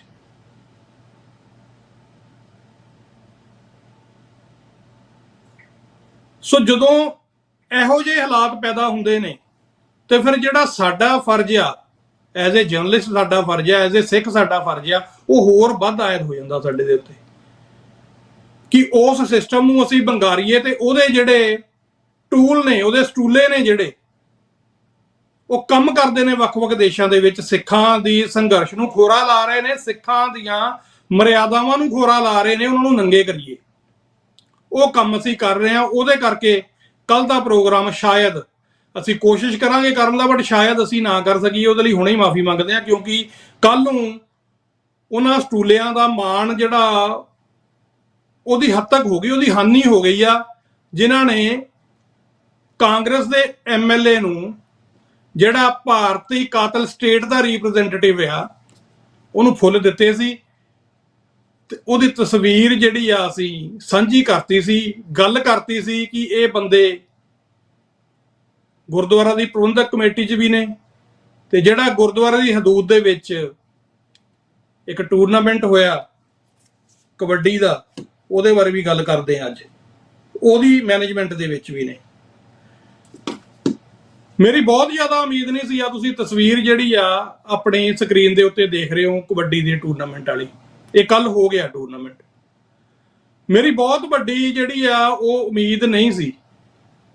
ਇਹ 4-5 ਤੁਸੀਂ ਜਿਹੜੇ ਆ ਉਸ ਫੋਟੋ 'ਚ ਵੀ ਜਿਹੜੇ ਫੁੱਲਾਂ ਦੇ ਨਾਲ ਹੀ, ਫੁੱਲ ਦੇ ਨਾਲ ਹੀ ਫੋਟੋ ਆ, ਤੇ ਉਹਨਾਂ 'ਚੋਂ 4-5 ਇਹਦੇ ਇਸ ਫੋਟੋ 'ਚ ਵੀ ਤੁਸੀਂ ਦੇਖ ਸਕਦੇ ਹੋ। ਕੁਝ ਬਹੁਤ ਤਕੜੇ ਪੰਥਕ ਚਿਹਰੇ ਵੀ ਤੁਹਾਨੂੰ ਇਸ ਪੋਸਟ ਦੇ ਵਿੱਚ ਦਿਖ ਜਾਣਗੇ। ਮੇਰੀ ਇਹ ਉਮੀਦ ਸੀ ਕਿ ਆਪਣੀ ਜਰਨਲਿਸਟਿਕ ਡਿਊਟੀ ਪੂਰੀ ਕਰਦਿਆਂ ਹੋਇਆਂ ਮੈਂ ਇਹ ਜਿਹੜਾ ਮੁੱਦਾ ਚੱਕਿਆ, ਸ਼ਾਇਦ ਜਿਹੜੀ ਪ੍ਰਬੰਧਕ ਕਮੇਟੀ ਹੈ ਗੁਰੂ ਘਰ ਦੀ, ਉਹਨਾਂ ਨੂੰ ਕੋਈ ਅਕਲ ਜਾਂ ਕੋਈ ਸ਼ਰਮ ਆ ਜਾਏ, ਤੇ ਘੱਟੋ ਘੱਟ ਉਸ ਪ੍ਰੋਗਰਾਮ ਨੂੰ, ਜਿਹਨੂੰ ਸ਼ਹੀਦਾਂ ਦਾ ਪ੍ਰੋਗਰਾਮ ਕਹਿ ਕੇ ਪ੍ਰਚਾਰਿਆ ਜਾ ਰਿਹਾ ਸੀ, ਘੱਟੋ ਘੱਟ ਉਸ ਦਿਨ ਲਈ ਇਹਨਾਂ ਨੂੰ ਉੱਥੋਂ ਵੱਖ ਕਰ ਦੇਣ। ਪਰ ਉਹ ਨਹੀਂ ਹੋਇਆ। ਹੋਰ ਤਾਂ ਐਕਸ਼ਨ ਇਹਨਾਂ ਨੇ ਕੀ ਲੈਣਾ, ਇਹਨਾਂ ਕੋਲ ਇੰਨਾ ਵੀ ਨਹੀਂ ਹੋਇਆ। ਪਰ ਹੋਇਆ ਕੀ ਕੱਲ ਉੱਥੇ?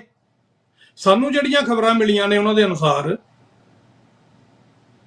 ਕੱਲ ਸੰਗਤ ਨੂੰ ਗੁਰੂ ਘਰ ਦੀ ਪਾਰਕਿੰਗ ਦੇ ਵਿੱਚ, ਗੁਰਦੁਆਰਾ ਗੁਰੂ ਨਾਨਕ ਦਰਬਾਰ ਲਸਾਲ ਦੀ ਪਾਰਕਿੰਗ ਦੇ ਵਿੱਚ ਸਿਕਿਉਰਿਟੀ ਲਾ ਕੇ ਇਹ ਰੋਕਿਆ ਗਿਆ ਕਿ ਤੁਸੀਂ ਕਾਰ ਜਿਹੜੀ ਆ ਉਹ ਅੰਦਰ ਨਹੀਂ ਲਿਜਾ ਸਕਦੇ, ਤੁਹਾਡੇ ਕੋਲ ਉਹਦੇ ਲਈ VIP ਪਾਸ ਹੋਣਾ ਚਾਹੀਦਾ।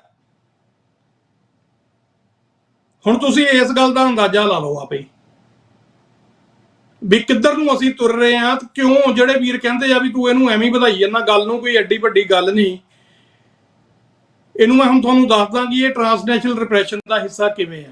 ਪਹਿਲਾਂ ਆਪਾਂ ਆਹ ਗੱਲ ਪੂਰੀ ਕਰ ਲਈਏ। ਹੁਣ ਗੁਰੂ ਘਰ ਦੇ ਪਾਰਕਿੰਗ ਲਾਟ ਦੇ ਵਿੱਚ ਇੱਕ ਸਿੱਖ ਜਿਹੜਾ ਆਪਣੇ ਪਰਿਵਾਰ ਦੇ ਨਾਲ ਮੱਥਾ ਟੇਕਣ ਆਇਆ, ਉਹਨੂੰ ਇਹ ਕਹਿ ਕੇ ਰੋਕਣਾ ਕਿ ਤੇਰੀ ਕਾਰ ਦੀ ਇਹ 'ਚ ਪਾਰਕਿੰਗ ਨਹੀਂ ਹੋ ਸਕਦੀ। ਇੱਕ ਸਿਕਿਉਰਿਟੀ ਗਾਰਡ ਵੱਲੋਂ, ਹਾਇਰ ਕੀਤੇ ਹੋਏ ਸਿਕਿਉਰਿਟੀ ਗਾਰਡ ਵੱਲੋਂ, ਇਹ ਨਹੀਂ ਵੀ ਗੁਰੂ ਘਰ ਦਾ ਕੋਈ ਸੇਵਾਦਾਰ ਸੀ ਵੀ ਉਹਨੇ ਕਿਹਾ ਹੋਵੇ ਭਾਈ ਸਾਹਿਬ ਜੀ ਅੰਦਰ ਪਾਰਕਿੰਗ ਫੁੱਲ ਹੋ ਗਈ ਹੈ, ਤੁਸੀਂ ਕਿਤੇ ਹੋਰ ਲਾ ਲਓ, ਉਹ ਗੱਲ ਵੱਖਰੀ ਹੈ। ਪਰ ਇਹ ਕਹਿ ਕੇ ਰੋਕਣਾ ਕਿ ਤੁਹਾਡੇ ਕੋਲ VIP ਪਾਸ ਹੋਣਾ ਚਾਹੀਦਾ ਜੇ ਤੁਸੀਂ ਗੁਰਦੁਆਰੇ ਦੀ ਪਾਰਕਿੰਗ ਦੇ ਵਿੱਚ ਐਂਟਰ ਹੋਣਾ। ਹੁਣ ਉਹ ਕਿਹੜੇ ਲੋਕ ਨੇ VIP? ਉਹ ਕਿਹੜੇ ਲੋਕ ਨੇ VIP ਜਿਹੜੇ ਅੰਦਰ ਜਾਣ ਤੇ ਲੋੜ ਸੀ? ਉਹ ਜਿਹੜੇ ਇਸੇ ਗੁਰੂ ਘਰ ਦੇ ਲੰਗਰ ਹਾਲ ਚੋਂ ਜਦੋਂ ਜੇਬ 'ਚ $2 ਨਹੀਂ ਸੀ ਹੁੰਦੇ, ਮੈਂ ਉਹ ਬੰਦੇ ਦੇਖੇ ਇੱਥੇ ਲੰਗਰ ਛਕਦੇ ਆਪਣਾ, ਜਿਹੜਾ ਮੈਂ ਵੀ ਉਹਨਾਂ ਦੇ ਵਿੱਚੋਂ ਹੀ ਹਾਂ। ਮੈਂ ਵੀ ਉਹਨਾਂ ਦੇ ਵਿੱਚੋਂ, ਮੈਂ ਵੀ ਉਸੇ ਸੰਗਤ ਦਾ ਹਿੱਸਾ। ਤੇ 22 ਸਾਲ ਹੋ ਗਏ ਮੈਨੂੰ ਜਦੋਂ ਦਾ ਗੁਰੂ ਘਰ ਇੱਥੇ ਚੱਲ ਰਿਹਾ। ਮੈਂ ਉਹ ਬੰਦੇ ਜਿਹੜੇ ਅੱਜ VIP ਹੋ ਗਏ ਆ, ਜਿਹੜੇ ਸੰਗਤ ਦੀਆਂ ਗੱਡੀਆਂ ਨਹੀਂ ਅੰਦਰ ਲੱਗਣ ਦੇ ਰਹੇ, ਇਹ ਉਸੇ ਗੁਰੂ ਦਾ ਘਰ ਹੈ ਜਿੱਥੇ ਕਦੇ ਅਕਬਰ ਆਇਆ ਸੀ ਤੇ ਗੁਰੂ ਸਾਹਿਬ ਦੇ ਦੀਦਾਰ ਕਰਨਾ ਚਾਹੁੰਦਾ ਸੀ। ਸਿੱਖਾਂ ਨੇ ਬਾਹਰੋਂ ਰੋਕਤਾ ਸੀ ਜੀ, ਗੁਰੂ ਦਾ ਹੁਕਮ ਹੈ ਪਹਿਲੇ ਲੰਗਰ, ਜਿਹੜਾ ਪਹਿਲੇ ਸੰਗਤ, ਪਹਿਲੇ ਪੰਗਤ, ਮਾਫ ਕਰਨਾ ਪਾਛੇ ਸੰਗਤ, ਕਿ ਪਹਿਲਾਂ ਇੱਥੇ ਆਮ ਸਿੱਖਾਂ ਦੇ, ਜਿਹੜੇ ਸਿੱਖਾਂ ਨੂੰ ਗੁਰੂ ਨੇ ਕਿਹਾ ਨਾ ਕਿ ਇਨ ਗਰੀਬ ਸਿੱਖਣ ਕੋ ਦਿਉ ਪਾਤਸ਼ਾਹੀ, ਜੇ ਯਾਦ ਰੱਖੇ ਹਮਰੀ ਗੁਰਿਆਈ। ਉਸੇ ਗੁਰੂ ਦਾ ਹੁਕਮ ਕਿ ਤੁਸੀਂ ਅਕਬਰ ਨੂੰ, ਸਮੇਂ ਦਾ ਰਾਜਾ, ਜਿਹਦੀਆਂ ਬਹਾਦਰੀ ਦੀਆਂ ਮਿਸਾਲਾਂ ਅੱਜ ਜਿਹੜਾ ਉਹ ਉਸ ਖਿੱਤੇ ਦੇ ਇਤਿਹਾਸਕਾਰ ਦਿੰਦੇ ਨਹੀਂ ਥੱਕਦੇ, ਉਹਨੂੰ ਗੁਰੂ ਸਾਹਿਬ ਨੇ ਕਿਹਾ ਸੀ ਕਿ ਪਹਿਲਾਂ ਪੰਗਤ 'ਚ ਬਹਿਣਾ, ਫਿਰ ਸੰਗਤ 'ਚ ਬਹਿਣਾ। ਬਾਲਾ ਪ੍ਰੀਤਮ ਗੁਰੂ ਹਰਗੋਬਿੰਦ ਪਾਤਸ਼ਾਹ ਨੇ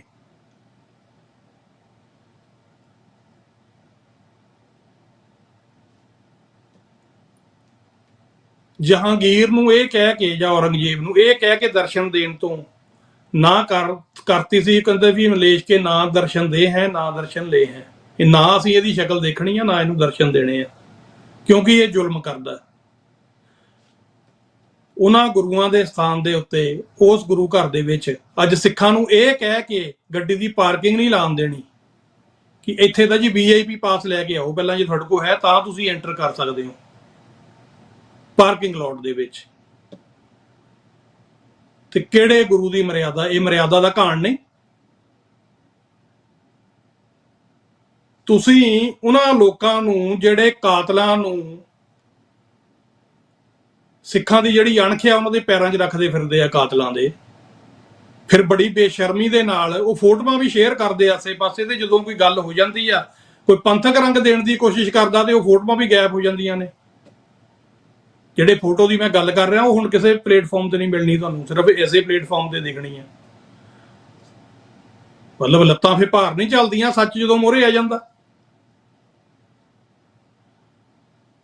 ਹੁਣ ਇਹ ਟ੍ਰਾਂਸਨੈਸ਼ਨਲ ਰਿਪਰੈਸ਼ਨ ਦੀ ਗੱਲ ਕਿਵੇਂ ਆ? ਜਿਹੜੇ ਵੀਰ ਜਿਨ੍ਹਾਂ ਨੂੰ ਸਮਝ ਨਹੀਂ ਨਾ ਆਈ ਸੀ ਗੱਲ ਮੇਰੀ, ਜਿਹੜੇ ਕਹਿ ਰਹੇ ਸੀ ਤੂੰ ਓਵਰ ਰਿਐਕਟ ਕਰ ਰਿਹਾ, ਸਾਡੇ ਪੰਥਕ ਭਰਾਵਾਂ ਨੇ ਕਈਆਂ ਨੇ ਮੈਨੂੰ ਕਿਹਾ ਤੂੰ ਓਵਰ ਰਿਐਕਟ ਕਰ ਰਿਹਾ। ਭਾਈ ਜੇ ਓਵਰ ਰਿਐਕਟ ਹੈ ਇਹ ਤਾਂ ਮੈਨੂੰ ਦੱਸ ਦਿਓ, ਫਿਰ ਮੈਂ ਰਹਿਣ ਦੇਵਾਂ ਸਾਰਾ ਕੁਝ।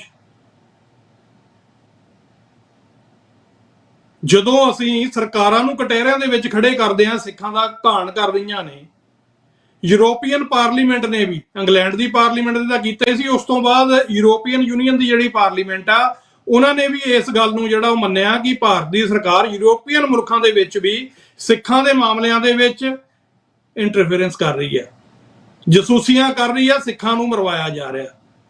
ਇਹ ਸਾਰੀਆਂ ਗੱਲਾਂ ਉਸ ਰਿਪੋਰਟ ਦੇ ਵਿੱਚ ਵੀ ਸ਼ਾਮਲ ਹੋ ਗਈਆਂ ਨੇ। UK ਦੇ ਵਿੱਚ ਵੀ ਪਿਛਲੇ ਹਫ਼ਤੇ ਜਿਹੜਾ ਅਮਰੀਕਾ, ਕੈਨੇਡਾ, ਆਸਟ੍ਰੇਲੀਆ ਦਾ ਪਹਿਲਾਂ ਵੀ ਤੁਹਾਨੂੰ ਅਸੀਂ ਪ੍ਰੋਗਰਾਮ ਕਰ ਚੁੱਕੇ ਹਾਂ।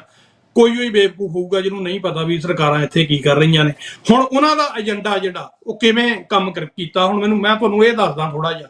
ਉਸ ਤੋਂ ਬਾਅਦ ਕਾਲਾਂ ਵੀ ਖੁੱਲੀਆਂ ਨੇ, ਤੁਸੀਂ ਕਾਲ ਵੀ ਕਰ ਸਕਦੇ ਹੋ ਜੀ 514 476 84 84। ਜੇ ਕੋਈ ਹੋਰ ਮੇਰਾ ਵੀਰ ਭੈਣ ਕੋਈ ਇਨਪੁਟ ਪਾਣੀ ਚਾਹੁੰਦਾ ਇਸ ਗੱਲ 'ਚ, ਜਾਂ ਕੋਈ ਜਿਹੜੀ ਮੈਂ ਗੱਲ ਕਰ ਰਿਹਾ ਜੇ ਇਹਨੂੰ ਕੋਈ ਝੂਠੀ ਸਮਝਦਾ ਹੈ ਜਾਂ ਕੋਈ ਇਹ ਸਮਝਦਾ ਕਿ ਮੈਂ ਗਲਤ ਗੱਲ ਕਰ ਰਿਹਾ, ਤੁਹਾਡਾ ਵੀ ਮੋਸਟ ਵੈਲਕਮ ਆ। ਤੁਹਾਡੀ ਕਾਲ ਨਹੀਂ ਕੱਟੀ ਜਾਊਗੀ, ਤੁਸੀਂ ਆਪਣਾ ਪੱਖ, ਆਪਣੀ ਗੱਲ ਰੱਖ ਸਕਦੇ ਹੋ, ਤੁਸੀਂ ਕਰ ਸਕਦੇ ਹੋ ਕਾਲ। ਤੁਸੀਂ ਮੈਨੂੰ ਮੈਸੇਜ ਵੀ ਕਰ ਸਕਦੇ ਹੋ, ਆਪਾਂ ਤੁਹਾਡੇ ਮੈਸੇਜ ਜਿਹੜੇ ਕਾਫੀ YouTube ਤੇ ਆ ਉਹ ਵੀ ਪੜਾਂਗੇ।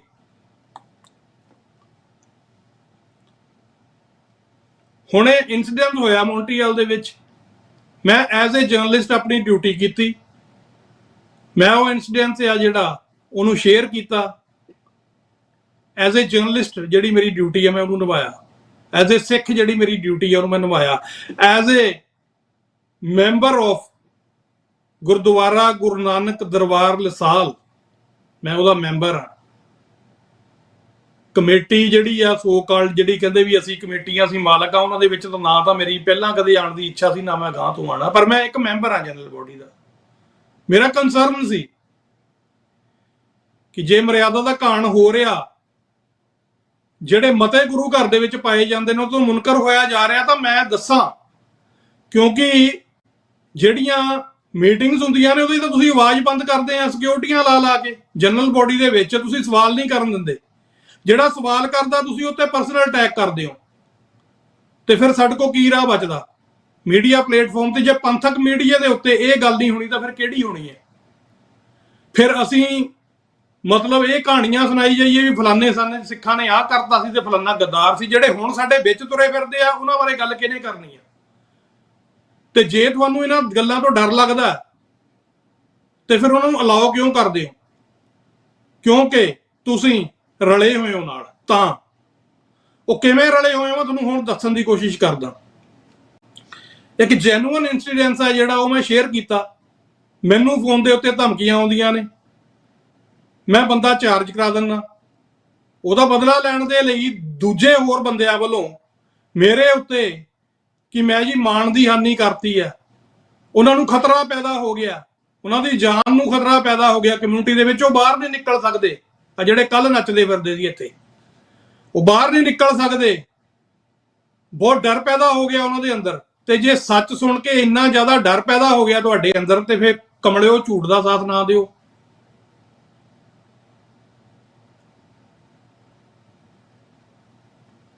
ਇਸ ਗੱਲ ਦੇ ਲਈ ਕੱਲ ਨੂੰ ਮੈਂ ਕੋਰਟ ਦੇ ਵਿੱਚ ਪੇਸ਼ੀ ਭੁਗਤਣੀ ਹੈ। ਉਹ ਕੋਰਟ ਦੀ ਗੱਲ ਆ, ਅੱਗੇ ਜੋ ਵੀ ਉਹਦਾ ਫੈਸਲਾ ਹੁੰਦਾ ਬਾਅਦ ਦੀ ਗੱਲ ਆ, ਉੱਤੇ ਗੱਲ ਕਰਾਂਗੇ। ਪਰ ਕੀ ਇਹ ਬੰਦੇ ਹੁਣ ਕਾਬਲ ਨੇ ਸਿੱਖ ਸੰਸਥਾਵਾਂ ਦੇ ਵਿੱਚ ਰਹਿਣ ਦੇ, ਜਿਹੜੇ ਇੱਕ ਸਿੱਖ ਮੀਡੀਆ ਦੇ, ਇੱਕ ਸਿੱਖ ਜਰਨਲਿਸਟ ਨੂੰ ਸੱਚ ਬੋਲਣ ਦੇ ਉੱਤੇ ਕੋਰਟ ਦੇ ਵਿੱਚ ਲੈ ਕੇ ਗਏ ਨੇ? ਤੇ ਉਹ ਬੰਦੇ ਜਿਹੜੇ ਕਹਿੰਦੇ ਛੋਟੀ ਜੀ ਗੱਲ ਆ, ਹੁਣ ਉਹ ਸੁਣ ਲਓ। ਜਿਹੜੇ ਪ੍ਰੋਗਰਾਮ ਨੂੰ ਪੰਥਕ ਕਹਿ ਕੇ ਪ੍ਰਚਾਰਿਆ ਜਾ ਰਿਹਾ ਸੀ, ਪਹਿਲਾਂ ਸਾਡੇ ਕੋਲ ਸਬੂਤ ਆ ਸਾਰੇ, ਮੈਂ ਉਦਾਂ ਬਿਨਾਂ ਸਬੂਤ ਤੋਂ ਗੱਲ ਨਹੀਂ ਕਰਦਾ, ਜਿਹਨੂੰ ਚਾਹੀਦਾ ਮੈਨੂੰ ਦੱਸ ਦੇਵੇ ਮੈਂ ਦੇ ਦੂੰਗਾ। ਸ਼ਹੀਦਾਂ ਦਾ ਟੂਰਨਾਮੈਂਟ ਕਹਿ ਕੇ ਪ੍ਰਚਾਰਿਆ ਗਿਆ ਸੀ। ਇਹ ਪਹਿਲਾ ਪ੍ਰੋਗਰਾਮ ਗੁਰਦੁਆਰਾ ਗੁਰੂ ਨਾਨਕ ਦਰਬਾਰ ਲਸਾਲ ਦੇ ਵਿੱਚ ਹੋ ਨਿਬੜਿਆ, ਜਿਹਦੇ 'ਚ ਇੱਕ ਵੀ ਝੰਡਾ ਉਸ ਪ੍ਰੋਗਰਾਮ ਦੇ ਵਿੱਚ ਸਾਡੇ ਕੌਮੀ ਘਰ ਖਾਲਿਸਤਾਨ ਦਾ ਸਾਨੂੰ ਨਹੀਂ ਦਿਖਿਆ। ਇੱਕ ਵੀ ਬੈਨਰ ਜਿੱਤੇ ਸ਼ਹੀਦਾਂ ਦੀ ਗੱਲ ਹੋਈ ਹੋਵੇ, ਹਾਂ ਕਿਤੇ ਲੁਕੋ ਕੇ ਲੱਗਾ ਹੋਵੇ ਤਾਂ ਮੈਨੂੰ ਉਹਦਾ ਪਤਾ ਨਹੀਂ, ਬਟ ਬਹੁਤਾਤ ਦੇ ਵਿੱਚ ਜਿਹੜਾ ਜਿੰਨਾ ਕੁ ਮੈਂ ਇਹਦੀ ਕਵਰੇਜ ਦੇਖੀ ਆ, ਮੈਨੂੰ ਨਹੀਂ ਕਿਤੇ ਦਿਖਿਆ। ਇਹ ਪਹਿਲਾ ਪ੍ਰੋਗਰਾਮ ਹੋ ਨਿਬੜਿਆ ਗੁਰਦੁਆਰਾ ਗੁਰੂ ਨਾਨਕ ਦਰਬਾਰ ਲਸਾਲ ਦੇ ਵਿੱਚ, ਜਿਹਦੇ ਲੈਣ ਵਾਲੇ ਸਾਹ ਦੇ ਵਿੱਚ ਤੇ ਬਾਹਰ ਨਿਕਲਦੇ ਸਾਹ ਦੇ ਵਿੱਚ ਵੀ ਹਮੇਸ਼ਾ ਸ਼ਹੀਦਾਂ ਦੀ ਗੱਲ ਹੋਈ ਹੈ। ਖਾਲਿਸਤਾਨ ਜਿੰਦਾਬਾਦ ਦੇ ਬੈਨਰ ਅੰਦਰ ਵੀ ਬਾਹਰ ਵੀ ਲੱਗਿਆ। ਸ਼ਹੀਦਾਂ ਦੀਆਂ ਤਸਵੀਰਾਂ ਜਿਹੜੀਆਂ ਉਹ ਬੇਸਮੈਂਟ ਦੇ ਵਿੱਚ ਲੰਗਰ ਹਾਲ ਦੇ ਵਿੱਚ ਲੱਗੀਆਂ, ਰਾਈਟਲੀ ਸੋ ਲੱਗਣੀਆਂ ਚਾਹੀਦੀਆਂ। ਇਹ ਪਹਿਲਾ ਪ੍ਰੋਗਰਾਮ ਹੋਇਆ ਉੱਥੇ ਜਿਹੜਾ ਟੋਟਲ ਕਮਰਸ਼ੀਅਲ ਸੀ, ਔਰ ਇਸ ਕਮਰਸ਼ੀਅਲ ਪ੍ਰੋਗਰਾਮ ਦੇ ਵਿੱਚ ਜਿਹੜੇ ਸਿੱਖ ਗੁਰੂ ਨੂੰ ਨਤਮਸਤਕ ਹੋਣ ਆਏ ਸੀ, ਉੱਥੇ ਗੁਰੂ ਦੇ ਦਰਸ਼ਨ ਕਰਨ ਆਏ ਸੀ, ਉਹਨਾਂ ਦੀਆਂ ਗੱਡੀਆਂ ਇਹ ਕਹਿ ਕੇ ਰੋਕੀਆਂ ਗਈਆਂ ਕਿ ਤੁਹਾਡੇ ਕੋਲ VIP ਪਾਸ ਹੋਣਾ ਚਾਹੀਦਾ ਜਾਂ ਤੁਸੀਂ ਗੁਰੂ ਘਰ ਦੀ ਪਾਰਕਿੰਗ ਦੇ ਵਿੱਚ ਗੱਡੀ ਜਿਹੜੀ ਆ ਉਹ ਪਾਰਕ ਕਰਨੀ ਹੈ। ਮੈਨੂੰ ਨਹੀਂ ਪਤਾ ਇਹ ਕਿੰਨੀ ਦੇਰ ਚੱਲਿਆ ਪ੍ਰੋਗਰਾਮ, ਤੇ ਜੇ ਇਹਦੇ ਸਬੂਤ ਚਾਹੀਦੇ ਉਹ ਵੀ ਦੇ ਦੇਵਾਂਗੇ, ਇਹਦੀ ਗਵਾਹੀ ਚਾਹੀਦੀ ਉਹ ਵੀ ਦੇ ਦੇਵਾਂਗੇ। ਹੁਣ ਤੁਸੀਂ ਦੱਸੋ ਵੀ ਕੀ ਉਹ ਧਿਰ ਜਿਹੜੀ ਮੈਨੂੰ ਧਮਕੀਆਂ ਦੇ ਰਹੀ ਸੀ ਅਸੀਂ ਖੜਾਂਗੇ ਖਾਲਿਸਤਾਨੀਆਂ ਦੇ ਵਿਚਾਲੇ, ਅਸੀਂ ਰੋਕਾਂਗੇ ਖਾਲਿਸਤਾਨੀਆਂ ਨੂੰ, ਕੀ ਉਹ ਆਪਣੇ ਏਜੰਡੇ 'ਚ ਕਾਮਯਾਬ ਨਹੀਂ ਹੋਏ? ਕੀ ਇੱਕ ਸਿੱਖ ਕਹਿ ਸਕਦਾ ਕਿ ਮੇਰਾ ਆਹ ਪ੍ਰੋਗਰਾਮ ਕਮਰਸ਼ੀਅਲ ਆ, ਆਹ ਪ੍ਰੋਗਰਾਮ ਮੇਰਾ ਬਿਜ਼ਨਸ ਆ, ਆਹ ਪ੍ਰੋਗਰਾਮ ਮੇਰਾ ਜਿਹੜਾ ਪਰਸਨਲ ਆ, ਤੇ ਆਹ ਪ੍ਰੋਗਰਾਮ ਜਿਹੜਾ ਮੇਰਾ ਐਜ਼ ਏ ਖਾਲਿਸਤਾਨੀ ਆ? ਇਹ ਫਿਰ ਕਿਹਨੂੰ ਧੋਖਾ ਦੇ ਰਹੇ ਹਾਂ ਜੀ ਅਸੀਂ? ਮੇਰਾ ਐਜ਼ ਏ ਸਿੱਖ ਕੋਈ ਵੀ ਪ੍ਰੋਗਰਾਮ, ਇਹ ਹੋ ਸਕਦਾ ਮੈਂ ਇਸ ਕਮਰੇ 'ਚ ਬੈਠਾ ਮੈਂ ਖਾਲਿਸਤਾਨੀ ਆ, ਨਾਲ ਦੇ ਕਮਰੇ 'ਚ ਮੈਂ ਬਹਿ ਗਿਆ ਉੱਥੇ ਮੈਂ ਬਿਜ਼ਨਸ ਦੀ ਗੱਲ ਕਰਨੀ, ਫਿਰ ਖਾਲਿਸਤਾਨ ਦਾ ਕੋਈ ਮੇਰੇ ਤੇ ਲਾਗੂ ਨਹੀਂ ਹੁੰਦਾ। ਅਗਲੇ ਕਮਰੇ ਦੇ ਵਿੱਚ ਮੈਂ ਦੇਖਾਂ ਵੀ ਉੱਥੇ ਮੈਂ ਤਾਂ ਕਮਿਊਨਿਟੀ ਦੀ ਕੋਈ ਹੋਰ ਸੈਟਅਪ ਦੇ ਵਿੱਚ ਬੈਠਾ, ਇੱਥੇ ਨਾ ਮੇਰਾ ਖਾਲਿਸਤਾਨ ਨਾਲ ਕੋਈ ਲੈਣਾ ਦੇਣਾ, ਨਾ ਸਿੱਖੀ ਨਾਲ ਲੈਣਾ ਦੇਣਾ।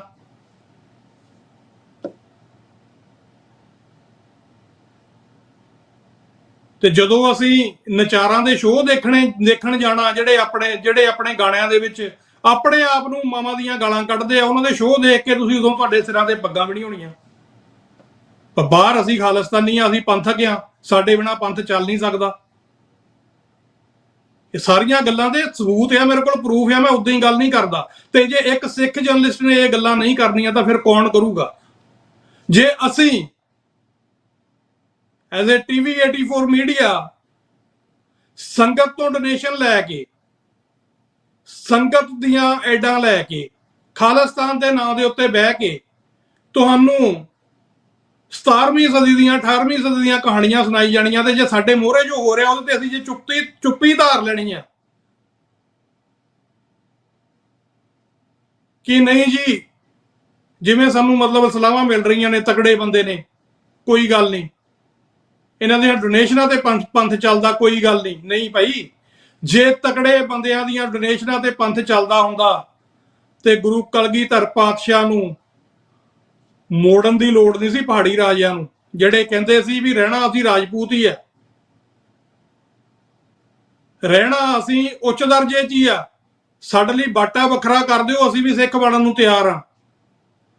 ਤੇ ਜੇ ਗੁਰੂ ਕਲਗੀਧਰ ਪਾਤਸ਼ਾਹ ਨੇ ਇਹ ਸੋਚਿਆ ਹੁੰਦਾ ਕਿ ਇਹਨਾਂ ਦੇ ਸਰਮਾਏ ਦੇ ਨਾਲ ਅਸੀਂ ਕੌਮ ਨੂੰ ਹੋਰ ਵਧਾ ਸਕਦੇ ਹਾਂ, ਅਸੀਂ ਲੜਾਈ ਮਜ਼ਬੂਤ ਕਰ ਸਕਦੇ, ਇਹਨਾਂ ਕੋਲ ਫੌਜ ਬਹੁਤ ਹੈ, ਉਹ ਟਿਕਟੋਕਾਂ ਵੀ ਪੈ ਰਹੀਆਂ ਵੀ ਬਹੁਤ ਅਸੀਂ ਬਹਾਦਰ ਹਾਂ, ਸਾਡੇ ਕੋਲ ਤਾਂ ਹਥਿਆਰ ਬੜੇ ਆ, ਸਾਡੇ ਯਾਰ ਬੜੇ ਆ। ਤੇ ਜੇ ਇਹ ਗੱਲਾਂ ਗੁਰੂ ਕਲਗੀਧਰ ਪਾਤਸ਼ਾਹ ਨੇ ਸੋਚੀਆਂ ਹੁੰਦੀਆਂ ਤੇ ਅੱਜ ਪੰਥ ਦਾ ਹਾਲ ਜਿਹੜਾ ਉਹ ਹਿੰਦੂਤਵਾ ਤੋਂ ਵੱਧ ਜਿਹੜਾ ਉਹ ਘਟੀਆ ਹੋਣਾ ਸੀ, ਜਾਂ ਉਸੇ ਤਰਜ ਤੇ ਹੋਣਾ ਸੀ ਜਿਹੜੀ ਤਰਜ ਦੇ ਉੱਤੇ ਸਿੱਖੀ ਨੂੰ ਰੋਕਣ ਦੇ ਯਤਨ ਹੋ ਰਹੇ ਨੇ। ਹੁਣ ਤੁਸੀਂ ਮੈਨੂੰ ਦੱਸੋ ਕਿ ਇਹ ਕਿਉਂ ਨਾ ਸਮਝ ਲਿਆ ਜਾਵੇ ਕਿ ਉਹ ਤਾਕਤਾਂ ਜਿਹੜੀਆਂ ਗੁਰੂ ਘਰਾਂ ਦੇ ਵਿੱਚੋਂ ਖਾਲਿਸਤਾਨ ਨੂੰ ਮਨਫੀ ਕਰਨੀਆਂ ਚਾਹੁੰਦੀਆਂ ਨੇ, ਉਹਨਾਂ ਦਾ ਏਜੰਡਾ ਕਾਮਯਾਬ ਹੋਇਆ ਗੱਲ। ਕਿਉਂਕਿ ਉਸ ਸਮਾਗਮ ਦੇ ਵਿੱਚ ਜਿਹੜਾ ਇਨੀਸ਼ੀਅਲ ਤੌਰ ਦੇ ਉੱਤੇ, ਮੈਂ ਹੋਰ ਗੱਲ ਦੱਸਦਾ ਤੁਹਾਨੂੰ, ਇਸ ਗੱਲ ਦਾ ਵੀ ਮੇਰੇ ਕੋਲ ਸਬੂਤ ਆ, ਮੇਰੇ ਕੋਲ ਗਵਾਹ। ਇੱਕ ਬੱਚੇ ਨੇ ਮੈਨੂੰ ਇਹ ਦੱਸਿਆ, ਮੈਂ ਹਜੇ ਨਾਂ ਨਹੀਂ ਲੈਣਾ, ਜੇ ਕੋਈ ਦੇਖਣਾ ਚਾਹੂਗਾ ਮੈਂ ਮਿਲਵਾ ਦੂੰਗਾ। ਇੱਕ ਬੱਚੇ ਨੇ ਮੈਨੂੰ ਦੱਸਿਆ ਜਿਹੜਾ ਗੱਤਕੇ ਦੀ ਤਿਆਰੀ ਕਰ ਰਿਹਾ ਸੀ, ਕਾਫੀ ਦੇਰ ਤੋਂ ਮਿਹਨਤ ਕਰ ਰਿਹਾ ਸੀ, ਹਰ ਰੋਜ਼ ਕਲਾਸ 'ਚ ਜਾ ਰਿਹਾ ਸੀਗਾ। ਤੇ ਮੈਂ ਉਸ ਬੱਚੇ ਨੂੰ ਪੁੱਛਿਆ, ਬੇਟਾ ਵੀ ਤੇਰੀ ਜਿਹੜੀ ਤਿਆਰੀ ਕਿਵੇਂ ਚੱਲਦੀ ਹੈ, ਕੰਪੀਟੀਸ਼ਨ ਦੇ ਵਿੱਚ ਕਿਵੇਂ ਆ ਤੇਰਾ ਹਿਸਾਬ ਕਿਤਾਬ? ਉਹ ਕਹਿੰਦਾ, ਮੈਨੂੰ ਜੀ ਸਾਡੇ ਉਸਤਾਦ ਜੀ ਨੇ ਕਿਹਾ ਵੀ ਇਸ ਸਾਲ ਜਿਹੜਾ ਕੰਪੀਟੀਸ਼ਨ ਹੋਣਾ ਸੀ ਇੱਥੇ ਗੱਤਕੇ ਦਾ, ਉਹ ਨਹੀਂ ਹੋਣਾ ਕਿਉਂਕਿ ਟੂਰਨਾਮੈਂਟ ਹੋ ਰਿਹਾ ਜੀ।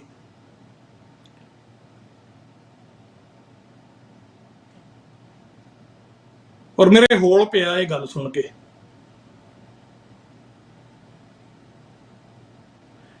ਗੱਤਕੇ ਦਾ ਉਹ ਟੂਰਨਾਮੈਂਟ ਜਿਹੜਾ ਪੰਥਕ ਰੀਤਾਂ ਨੂੰ ਪ੍ਰਣਾਇਆ ਹੋਇਆ ਸੀ। ਮੈਂ ਕਿਸੇ ਵੀ ਖੇਲ ਦੇ ਖਿਲਾਫ ਨਹੀਂ,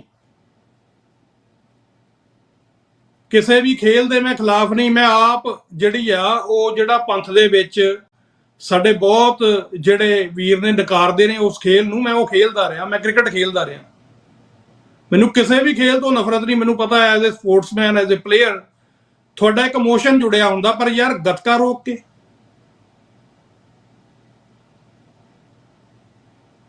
ਤੇ ਫਿਰ ਕੀ ਇਹ ਜਿਹੜਾ ਟਰਾਂਸਨੈਸ਼ਨਲ ਰਿਪਰੈਸ਼ਨ ਦਾ ਏਜੰਡਾ ਉਹਨਾਂ ਸਰਕਾਰਾਂ ਦਾ, ਸਿੱਖਾਂ ਦੀ ਆਵਾਜ਼ ਬੰਦ ਕਰਨ ਦਾ, ਜਰਨਲਿਸਟ ਦੀ ਆਵਾਜ਼ ਬੰਦ ਕਰਨ ਦਾ, ਕੀ ਇਹ ਉਸੇ ਤਰ੍ਹਾਂ ਦਾ? ਇਹ ਫਰਕ ਹੀ ਹੈ ਇਸ ਐਪੀਸੋਡ ਦੇ ਵਿੱਚ। ਭਾਈ ਅੰਗਦ ਸਿੰਘ ਸਿੱਖ ਪੱਤਰਕਾਰ, ਅੰਗਰੇਜ਼ੀ ਦੇ ਵਿੱਚ ਲਿਖਦਾ, ਇੱਥੇ ਦਾ ਜੰਮਿਆ ਹੋਇਆ ਬੱਚਾ, ਉਹਨੇ ਕਿਸਾਨ ਅੰਦੋਲਨ ਦੇ ਵਿੱਚ,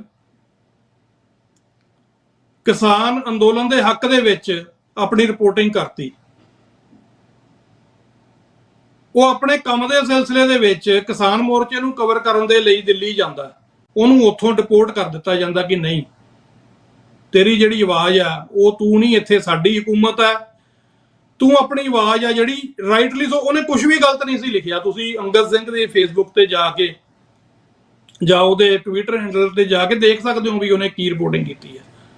ਉਹਨੇ ਜੋ ਸੱਚ ਸੀ ਉਹੀ ਬੋਲਿਆ ਨਾ, ਉਹਨੇ ਕੋਲੋਂ ਤੋਂ ਨਹੀਂ ਬਣਾਈ। ਹੁਣ ਜਿਹੜੀ ਮੈਂ ਰਿਪੋਰਟਿੰਗ ਕੀਤੀ ਆ, ਮੈਂ ਕੋਈ ਫੋਟੋ ਕਿਸੇ ਦੀ ਕੋਲੋਂ ਤੋਂ ਨਹੀਂ ਨਾ ਬਣਾਈ ਵੀ ਖੜੋ ਜੀ ਇੱਥੇ ਜੀਰੇ ਨੂੰ ਲਿਆ ਕੇ ਮੈਂ ਗੱਭੇ ਖੜਾ ਕੇ ਖੜੋ ਜੀ ਤੁਹਾਡੇ ਮੈਂ ਫੋਟੋ ਖਿੱਚਣੀ, ਬਾਅਦ ਚ ਮੈਂ ਤੁਹਾਡੀ ਜਿਹੜਾ ਤੁਹਾਡਾ ਮਾਣ ਆ, ਤੁਸੀਂ ਸਮਝਦੇ ਹੋ ਤੁਹਾਡਾ ਬਹੁਤ ਮਾਣ ਆ, ਉਹਦੀ ਮੈਂ ਹਾਨੀ ਕਰ ਦੇਣੀ ਆ ਬਾਅਦ ਚ।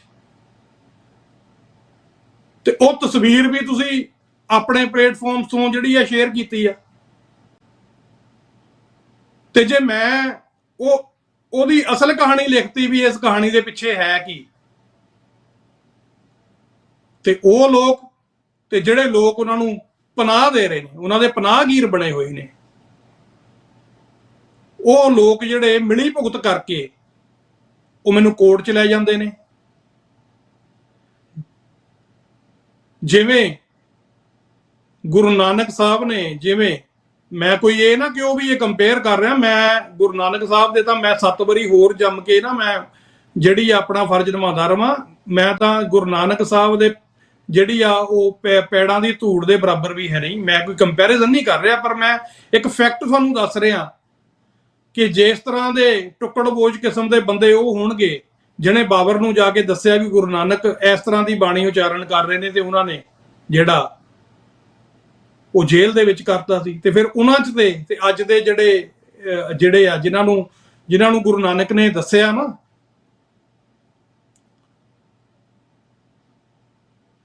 ਕਿ ਕੁੱਤਾ ਰਾਜ ਬਹਾਲੀਏ ਮੁੜ ਚੱਕੀ ਚੱਟੇ, ਹਨਾ। ਇੱਕ ਹੋਰ ਜਿਹੜੀ ਗੁਰਬਾਣੀ ਦੀ ਤੁੱਕ ਆ ਮੈਂ ਜਿਹੜੀ ਸਾਂਝੀ ਕਰਨੀ ਚਾਹੁੰਦਾ,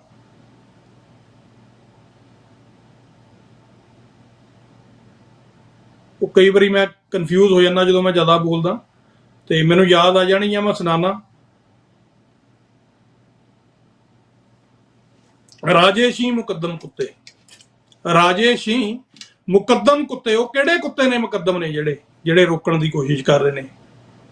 ਜਾਏ ਜਗਾਇਣ ਬੈਠੇ ਸੁੱਤੇ, ਵੀ ਉਹਨਾਂ ਨੂੰ ਜਗਾਇਆ ਜਾਵੇ।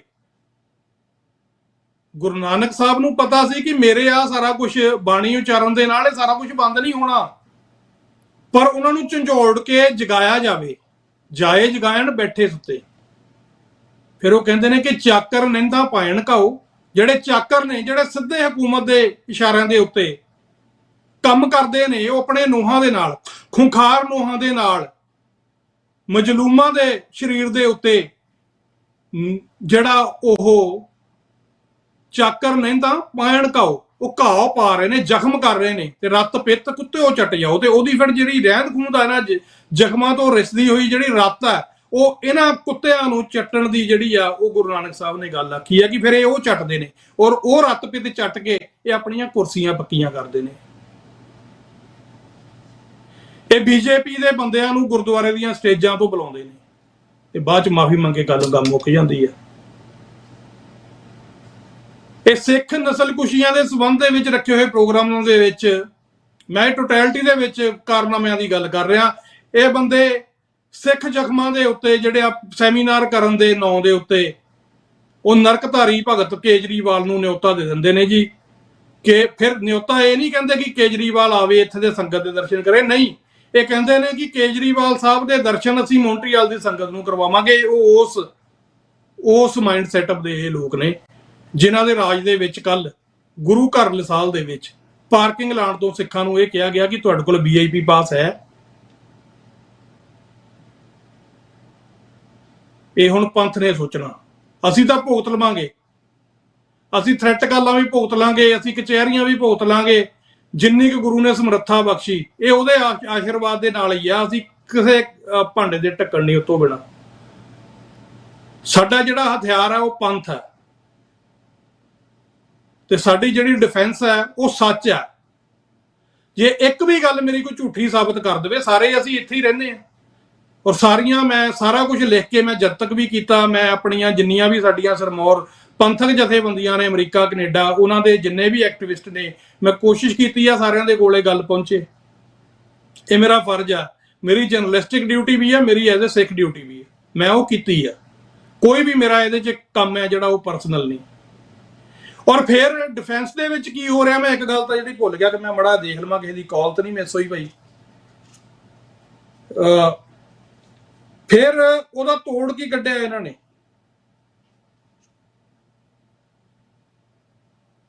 ਉਹਦਾ ਤੋੜ ਇਹ ਕੱਢਿਆ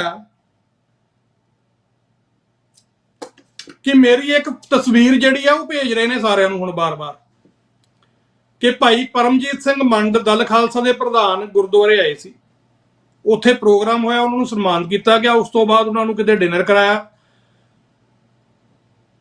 ਤੇ ਇਹਨਾਂ ਚਮਗਿੱਦੜ ਟਾਈਪ ਦੇ ਬੰਦੇ ਵੀ ਨਾਲ ਸੀਗੇ 2-3 ਉੱਥੇ, ਜਿਹੜੇ ਇਸ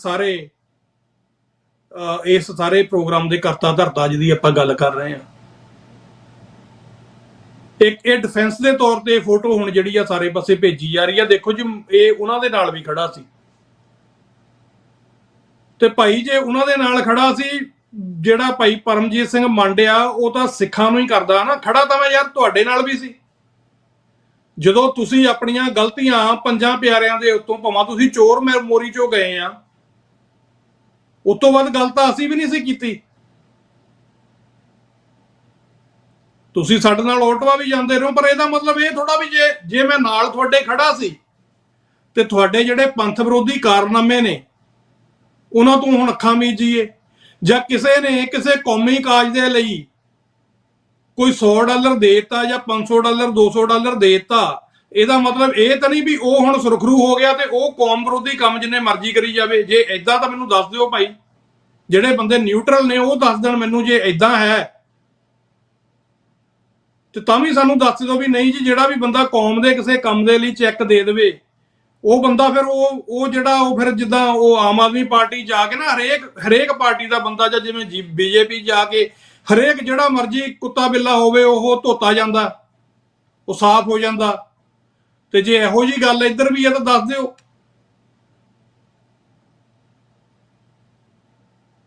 ਔਰ ਮੈਂ ਇੱਕ ਹੋਰ ਗੱਲ ਦੱਸ ਦਿਆਂ ਤੁਹਾਨੂੰ, ਤੁਸੀਂ ਇਹ ਸੰਨ ਲਾ ਰਹੇ ਹੋ, ਘੁਣ ਲੱਗੀ ਹੋਈ ਹੈ ਇਹ ਕੌਮ ਦੀਆਂ ਮਰਿਆਦਾਵਾਂ ਨੂੰ, ਕੌਮ ਦੀਆਂ ਸੰਸਥਾਵਾਂ ਨੂੰ।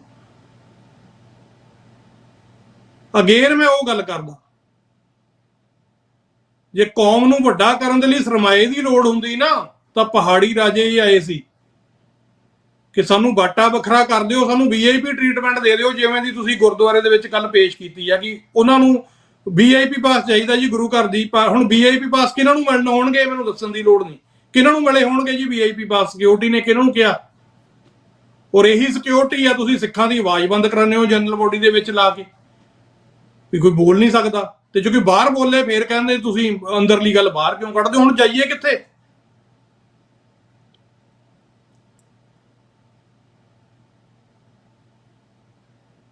ਸੋ ਇਹ ਗੱਲਾਂ ਨੇ, ਹਜੇ ਵੀ ਮੌਕਾ ਹੈਗਾ, ਪੰਥ ਦੀ ਮੁੱਖ ਧਾਰਾ 'ਚ ਸ਼ਾਮਲ ਹੋ ਜਾਓ। ਵੈਸੇ ਜਿੰਨਾ ਤੁਸੀਂ ਕਰਤਾ ਘਾਣ ਉਹ ਤੁਸੀਂ ਹੁਣ ਕਾਬਲ ਹੈ ਨਹੀਂ ਉਹਦੇ, ਪਰ ਆਪਾਂ ਥੋੜੇ ਜਿਹੇ ਮੈਸੇਜ ਜਿਹੜੇ ਆ ਉਹ ਪੜ੍ਹ ਲੈਂਦੇ ਆ ਜੀ। ਗੁਰਮਹਿੰਦਰ ਸਿੰਘ, ਸਾਨੂੰ ਮਾਣ ਖਾਲਿਸਤਾਨੀ ਵੀਰ ਤੇ ਵਾਹਿਗੁਰੂ ਜੀ ਇਹਨਾਂ ਤੇ ਮਿਹਰ ਭਰਿਆ ਹੱਥ ਰੱਖੇ, ਖਾਲਿਸਤਾਨ ਜਿੰਦਾਬਾਦ। ਬਿਲਕੁਲ ਜਿੰਦਾਬਾਦ ਜੀ। ਗੁਰਪ੍ਰੀਤ ਕੌਰ ਕਹਿੰਦੇ ਨੇ ਵਾਹਿਗੁਰੂ ਜੀ ਕਾ ਖਾਲਸਾ ਵਾਹਿਗੁਰੂ ਜੀ ਕੀ ਫਤਿਹ, ਖਾਲਿਸਤਾਨ ਜਿੰਦਾਬਾਦ ਜਿੰਦਾਬਾਦ, ਸਾਨੂੰ ਮਾਣ ਹੈ ਖਾਲਿਸਤਾਨੀ ਭੈਣਾਂ ਤੇ ਵੀਰਾਂ ਤੇ। ਬਿਲਕੁਲ ਜੀ। ਗੁਰਮਹਿੰਦਰ ਸਿੰਘ, ਮਨਵੀਰ ਸਿੰਘ ਜੀ, ਵਾਹਿਗੁਰੂ ਜੀ ਕਾ ਖਾਲਸਾ ਵਾਹਿਗੁਰੂ ਜੀ ਕੀ ਫਤਿਹ, ਵਾਹਿਗੁਰੂ ਚੜ੍ਹਦੀ ਕਲਾ ਰੱਖਣ, ਖਾਲਿਸਤਾਨ ਜਿੰਦਾਬਾਦ। ਬਿਲਕੁਲ ਜਿੰਦਾਬਾਦ ਜੀ। ਕੁਲਵੀਰ ਸਿੰਘ ਕਹਿੰਦੇ ਨੇ ਖਾਲਿਸਤਾਨ ਜਿੰਦਾਬਾਦ। ਫਿਰ ਕੁਲਵੀਰ ਸਿੰਘ ਕਹਿੰਦੇ ਨੇ ਵਾਹਿਗੁਰੂ ਜੀ ਖਾਲਿਸਤਾਨ ਜਲਦੀ ਬਣਾਵੇ। ਬਿਲਕੁਲ। ਲੱਕੀ ਸਿੰਘ ਕਹਿੰਦੇ ਨੇ ਜੀ ਖਾਲਿਸਤਾਨ ਜਿੰਦਾਬਾਦ। ਲੱਕੀ ਸਿੰਘ ਫੇਰ ਕਹਿੰਦੇ ਨੇ ਟਰੰਪ ਜੀ 35 ਲੱਖ ਸਰਦਾਰ ਦੇਣਗੇ। ਓਕੇ, ਮੈਨੂੰ ਚਲੋ ਓਕੇ। ਅੱਗੇ ਆਈਕਿਊ ਸਿੰਘ ਕਹਿੰਦੇ ਨੇ ਜੀ ਪੰਜਾਬ ਨੂੰ ਬਚਾਉਣਾ ਪਵੇਗਾ, ਪੰਜਾਬੀਓ ਤਕੜੇ ਹੋ ਜਾਓ, ਵਾਹਿਗੁਰੂ ਜੀ ਕਾ ਖਾਲਸਾ ਵਾਹਿਗੁਰੂ ਜੀ ਕੀ ਫਤਿਹ, ਸਟੇ ਸਟਰੋਂਗ। ਬਿਲਕੁਲ ਜੀ, ਗੁਰੂ ਦੇ ਆਸਰੇ ਦੇ ਨਾਲ ਪੰਥ ਸਟਰੋਂਗ ਆ। ਗੁਰਭੇਜ ਸਿੰਘ ਕਹਿੰਦੇ ਨੇ ਜੀ ਵਾਹਿਗੁਰੂ ਜੀ ਕਾ ਖਾਲਸਾ ਵਾਹਿਗੁਰੂ ਜੀ ਕੀ ਫਤਿਹ, ਖਾਲਿਸਤਾਨ ਜਿੰਦਾਬਾਦ ਜਿੰਦਾਬਾਦ ਜਿੰਦਾਬਾਦ। ਸੋ ਵੀਰੋ ਦੇਖ ਲਓ, ਜੇ ਕੋਈ ਹੈ ਇਰਾਦਾ ਕਿਸੇ ਦਾ ਕਾਲ ਕਰਨ ਦਾ ਤਾਂ ਕਰੋ, ਨਹੀਂ ਤਾਂ ਮੇਰਾ ਖਿਆਲ ਆ ਆਪਾਂ ਜਿਹੜਾ ਇਹਨੂੰ ਪ੍ਰੋਗਰਾਮ ਨੂੰ ਇੱਥੇ ਸੰਕੋਚ ਦਿੰਦੇ ਆ। ਤੇ ਕੱਲ ਦਾ ਕੁਝ ਪੱਕਾ ਨਹੀਂ ਹੈ ਕਿਉਂਕਿ ਕੋਰਟ ਹੀਅਰਿੰਗ ਆ ਕੱਲ ਨੂੰ, ਤੇ ਇਹਨਾਂ ਦੇ ਮਾਣ ਨੂੰ ਬੜੀ ਵੱਡੀ ਹਾਨੀ ਪਹੁੰਚਾਤੀ ਆ ਮੈਂ। ਉਹਦੀ ਜਿਹੜੀ ਹੈ ਕੋਰਟ ਦੇ ਵਿੱਚ ਤਰੀਕ ਹੈਗੀ ਹੈ ਕੱਲ ਦੀ। ਔਰ ਮਾਣ ਇਹਨਾਂ ਦਾ ਕੀ ਸੀ ਵੀ ਇਹ ਜਿਹੜਾ ਇਹਨਾਂ ਨੇ ਕਾਰਾ ਕੀਤਾ ਕਾਂਗਰਸੀ ਰਿਪਰੈਜ਼ੈਂਟੇਟਿਵ ਨੂੰ, ਸਿੱਖਾਂ ਦਾ ਘਾਣ ਕਰਨ ਵਾਲੀ ਪਾਰਟੀ ਦੇ ਲੀਡਰ ਨੂੰ ਜਿਹੜੇ ਫੁੱਲ ਦੇ ਕੇ ਇਹਨਾਂ ਨੇ ਆਪ ਹੀ ਫੋਟੋਆਂ ਬਾਹਰ ਪਾਈਆਂ ਵੀ ਸਾਡੀ ਬਹੁਤ ਟੋਰ ਆ, ਐਮਐਲਏ ਨੂੰ ਅਸੀਂ ਫੁੱਲ ਦਿੰਨੇ ਆ। ਤੇ ਉਹ ਗੱਲ ਆ ਜਿਹੜੀ ਮੈਂ ਕੌਮ ਨੂੰ ਦੱਸਦੀ ਕਿ ਇਹ ਬੰਦੇ ਇਕੱਲੇ ਕਾਂਗਰਸੀ ਐਮਐਲਏ ਨੂੰ ਫੁੱਲ ਨਹੀਂ ਦਿੰਦੇ, ਇਹ ਗੁਰੂ ਘਰ ਦੀ ਕਮੇਟੀ ਦੇ ਵਿੱਚ ਵੀ ਨੇ, ਜਿਹੜਾ ਗੁਰੂ ਘਰ ਹਮੇਸ਼ਾ ਖਾਲਿਸਤਾਨ ਦੀ ਲਹਿਰ ਦਾ ਜਿਹੜਾ ਮੋਢੀ ਰੂਪ ਜਿਹੜਾ ਉਹ ਰਿਹਾ ਕੈਨੇਡਾ ਦੇ ਵਿੱਚ, ਉਹਦੇ ਪ੍ਰਬੰਧਕ ਵੀ ਨੇ। ਤੇ ਜਿਹੜਾ ਖਾਲਿਸਤਾਨ ਦੇ ਨਾਂ ਤੇ ਪ੍ਰਚਾਰਿਆ ਗਿਆ ਸੀ ਟੂਰਨਾਮੈਂਟ, ਜਿਹਦੇ ਚ ਕੱਲ ਖਾਲਿਸਤਾਨ ਦੀ ਕੋਈ ਵੀ ਗੱਲ ਨਜ਼ਰ ਨਹੀਂ ਆਈ, ਨਾ ਕੋਈ ਝੰਡਾ, ਨਾ ਕਿਸੇ ਸ਼ਹੀਦ ਦੀ ਤਸਵੀਰ। ਤੇ ਸਵਾਲ ਫਿਰ ਮੈਂ ਉਹੀ ਛੱਡ ਕੇ ਜਾ ਰਿਹਾ ਕਿ ਜੇ ਮੈਂ ਇਹ ਗੱਲ ਕਰ ਰਿਹਾ ਤਾਂ ਕੀ ਮੈਂ ਗਲਤ ਕਰ ਰਿਹਾ? ਇਹ ਮੈਨੂੰ ਸੰਗਤ ਨੇ ਦੱਸਣਾ ਕਿ ਜੇ ਮੈਂ ਇਸ ਗੱਲ ਦੀ ਨਿਸ਼ਾਨਦੇਹੀ ਕਰ ਰਿਹਾ, ਕੀ ਉਹ ਲੋਕ ਜਿਹੜੇ ਮੈਨੂੰ ਫੋਨਾਂ ਦੇ ਉੱਤੇ ਧਮਕੀਆਂ ਦਿੰਦੇ ਸੀ ਵੀ ਅਸੀਂ ਖੜਾਂਗੇ, ਔਰ ਇਹਨਾਂ ਦੀ ਪਾਰਟੀ ਦੇ ਮੈਂਬਰ, ਇਹਨਾਂ ਦੀ ਮੈਨੇਜਮੈਂਟ ਦੇ ਮੈਂਬਰ ਜਿਨ੍ਹਾਂ ਨੇ ਮੈਨੂੰ ਧਮਕੀਆਂ ਦਿੱਤੀਆਂ ਫੋਨ ਤੇ, ਇਹ ਕਿਹਾ ਕਿ ਅਸੀਂ ਖਾਲਿਸਤਾਨੀਆਂ ਦੇ ਖਿਲਾਫ, ਸਾਡੇ ਕੋਲ ਪ੍ਰੂਫ ਨੇ, ਅਸੀਂ ਉਹ ਜਨਤਕ ਕਰ ਦਿਆਂਗੇ। ਤੇ ਮੈਂ ਕਿਹਾ ਕਰ ਦਿਓ। ਜਿਨ੍ਹਾਂ ਨੇ ਸਾਨੂੰ ਇਹ ਕਿਹਾ ਕਿ ਹੁਣ ਮੈਂ ਖੜਾਂਗਾ ਜਾਂ ਅਸੀਂ ਖੜਾਂਗੇ ਖਾਲਿਸਤਾਨੀਆਂ ਦੇ ਰਾਹ ਦੇ ਵਿੱਚ, ਫੋਨ ਕਰਕੇ ਧਮਕੀਆਂ ਦਿੱਤੀਆਂ ਕਿ ਅਸੀਂ ਦੇਖਾਂਗੇ ਹੁਣ ਕਿਹੜਾ ਖਾਲਿਸਤਾਨ ਦੀ ਗੱਲ ਕਰਦਾ। ਕੀ ਕੱਲ ਉਹ ਕਾਮਯਾਬ ਹੋ ਗਏ ਨੇ? ਖਾਲਿਸਤਾਨ ਦੀ ਗੱਲ ਰੁਕ ਗਈ ਆ, ਖਾਲਿਸਤਾਨ ਦੇ ਝੰਡੇ ਲੱਗਣੋਂ ਰੁਕ ਗਏ ਨੇ। ਹੁਣ ਮੈਨੂੰ ਦੂਜੇ ਪਾਸੇ ਵਾਲੇ ਝੰਡੇ ਨਾਲ ਕੋਈ ਫੋਟੋ ਖਿੱਚ ਕੇ ਭੇਜ ਦਿਓ ਵੀਰ, ਪਤਾ ਲੱਗ ਜਾਂਦਾ ਵੀ ਉੱਥੇ ਜਿਹੜੀ ਆ ਉਹ ਗੱਲ ਹੋਈ ਆ ਜਾਂ ਨਹੀਂ ਹੋਈ। ਤੇ ਜੇ ਕੋਈ ਇਹ ਸੋਚਦਾ ਕਿ ਮੈਂ 200 ਦਾ, 100 ਦਾ, $50 ਦਾ ਜਾਂ ਮੈਂ $500 ਦਾ ਚੈੱਕ ਦੇ ਕੇ ਕਾਨੂੰਨ ਕੌਮ ਦੀ ਆਵਾਜ਼ ਜਿਹੜੀ ਆ ਉਹ ਖਰੀਦ ਲਈ ਆ, ਹੁਣ ਮੇਰੇ ਹਿਸਾਬ ਨਾਲ ਹੀ ਕੋਈ ਬੋਲੇ ਤੇ ਮੇਰੇ ਹਿਸਾਬ ਨਾਲ ਚੁੱਪ ਰਵੇ, ਤੇ ਇਹ ਤੁਹਾਡਾ ਭੁਲੇਖਾ। ਤੇ ਇਹ ਭੁਲੇਖਾ ਜਿਹੜਾ ਉਹ ਬਹੁਤ ਜਲਦ ਕੱਢ ਦਿਆਂਗੇ।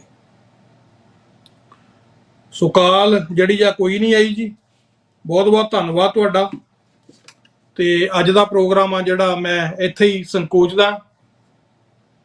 ਤੇ ਟ੍ਰਾਂਸਨੈਸ਼ਨਲ ਰਿਪਰੈਸ਼ਨ ਦੀ ਜਿਹੜੀ ਆਪਾਂ ਗੱਲ ਕਰ ਚੁੱਕੇ ਹਾਂ, ਕੈਨੇਡਾ 'ਚ, ਅਮਰੀਕਾ 'ਚ, ਆਸਟ੍ਰੇਲੀਆ ਦੇ ਵਿੱਚ, ਇੰਗਲੈਂਡ ਦੇ ਵਿੱਚ ਤੇ ਹੁਣ ਯੂਰੋਪੀਅਨ ਯੂਨੀਅਨ ਨੇ ਇਹ ਜਿਹੜਾ ਆਪਣੀਆਂ ਰਿਪੋਰਟਾਂ ਦੇ ਵਿੱਚ ਸ਼ਾਮਲ ਕਰ ਲਿਆ ਕਿ ਹਿੰਦੁਸਤਾਨ ਦੀ ਗਵਰਨਮੈਂਟ ਟਰਾਂਸਨੈਸ਼ਨਲ ਰਿਪਰੈਸ਼ਨ ਆ ਜਿਹੜੀ ਉਹ ਕਰ ਰਹੀ ਆ, ਔਰ ਟਰਾਂਸਨੈਸ਼ਨਲ ਰਿਪਰੈਸ਼ਨ ਕਰਨ ਦੇ ਜ਼ਰੀਏ ਇਹ ਲੋਕ ਬਣ ਰਹੇ ਨੇ। ਹੁਣ ਮੈਨੂੰ ਨਹੀਂ ਪਤਾ, ਮੈਨੂੰ ਨਹੀਂ ਲੱਗਦਾ ਵੀ ਇੰਨੇ ਬੇਵਕੂਫ ਹੋਣਗੇ ਵੀ ਇਹਨਾਂ ਨੂੰ ਪਤਾ ਹੀ ਨਹੀਂ ਲੱਗ ਰਿਹਾ ਵੀ ਕੀ ਹੋ ਰਿਹਾ ਹੈ।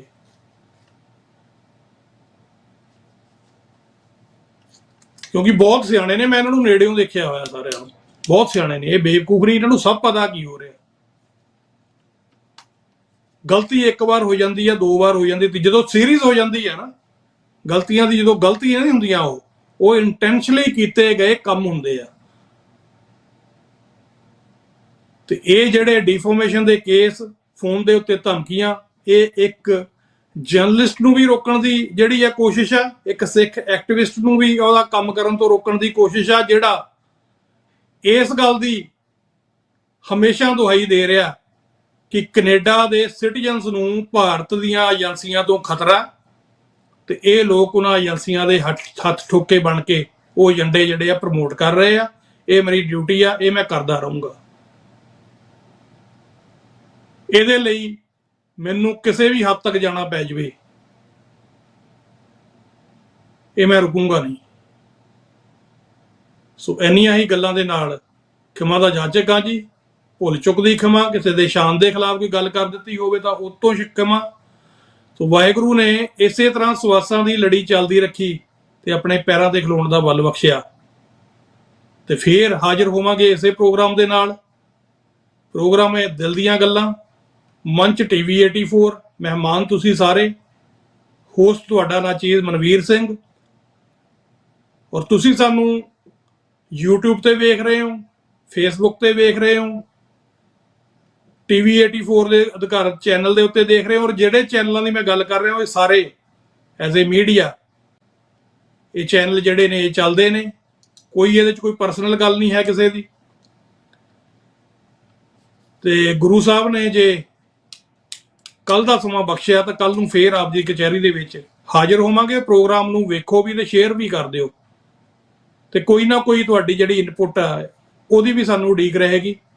ਸੋ ਅੱਜ ਦੇ ਪ੍ਰੋਗਰਾਮ ਦੇ ਵਿੱਚ ਇੱਦਾਂ ਹੀ, ਕੱਲ ਨੂੰ ਫੇਰ ਮਿਲਾਂਗੇ ਜੀ। ਵਾਹਿਗੁਰੂ ਜੀ ਕਾ ਖਾਲਸਾ, ਵਾਹਿਗੁਰੂ ਜੀ ਕੀ ਫਤਿਹ।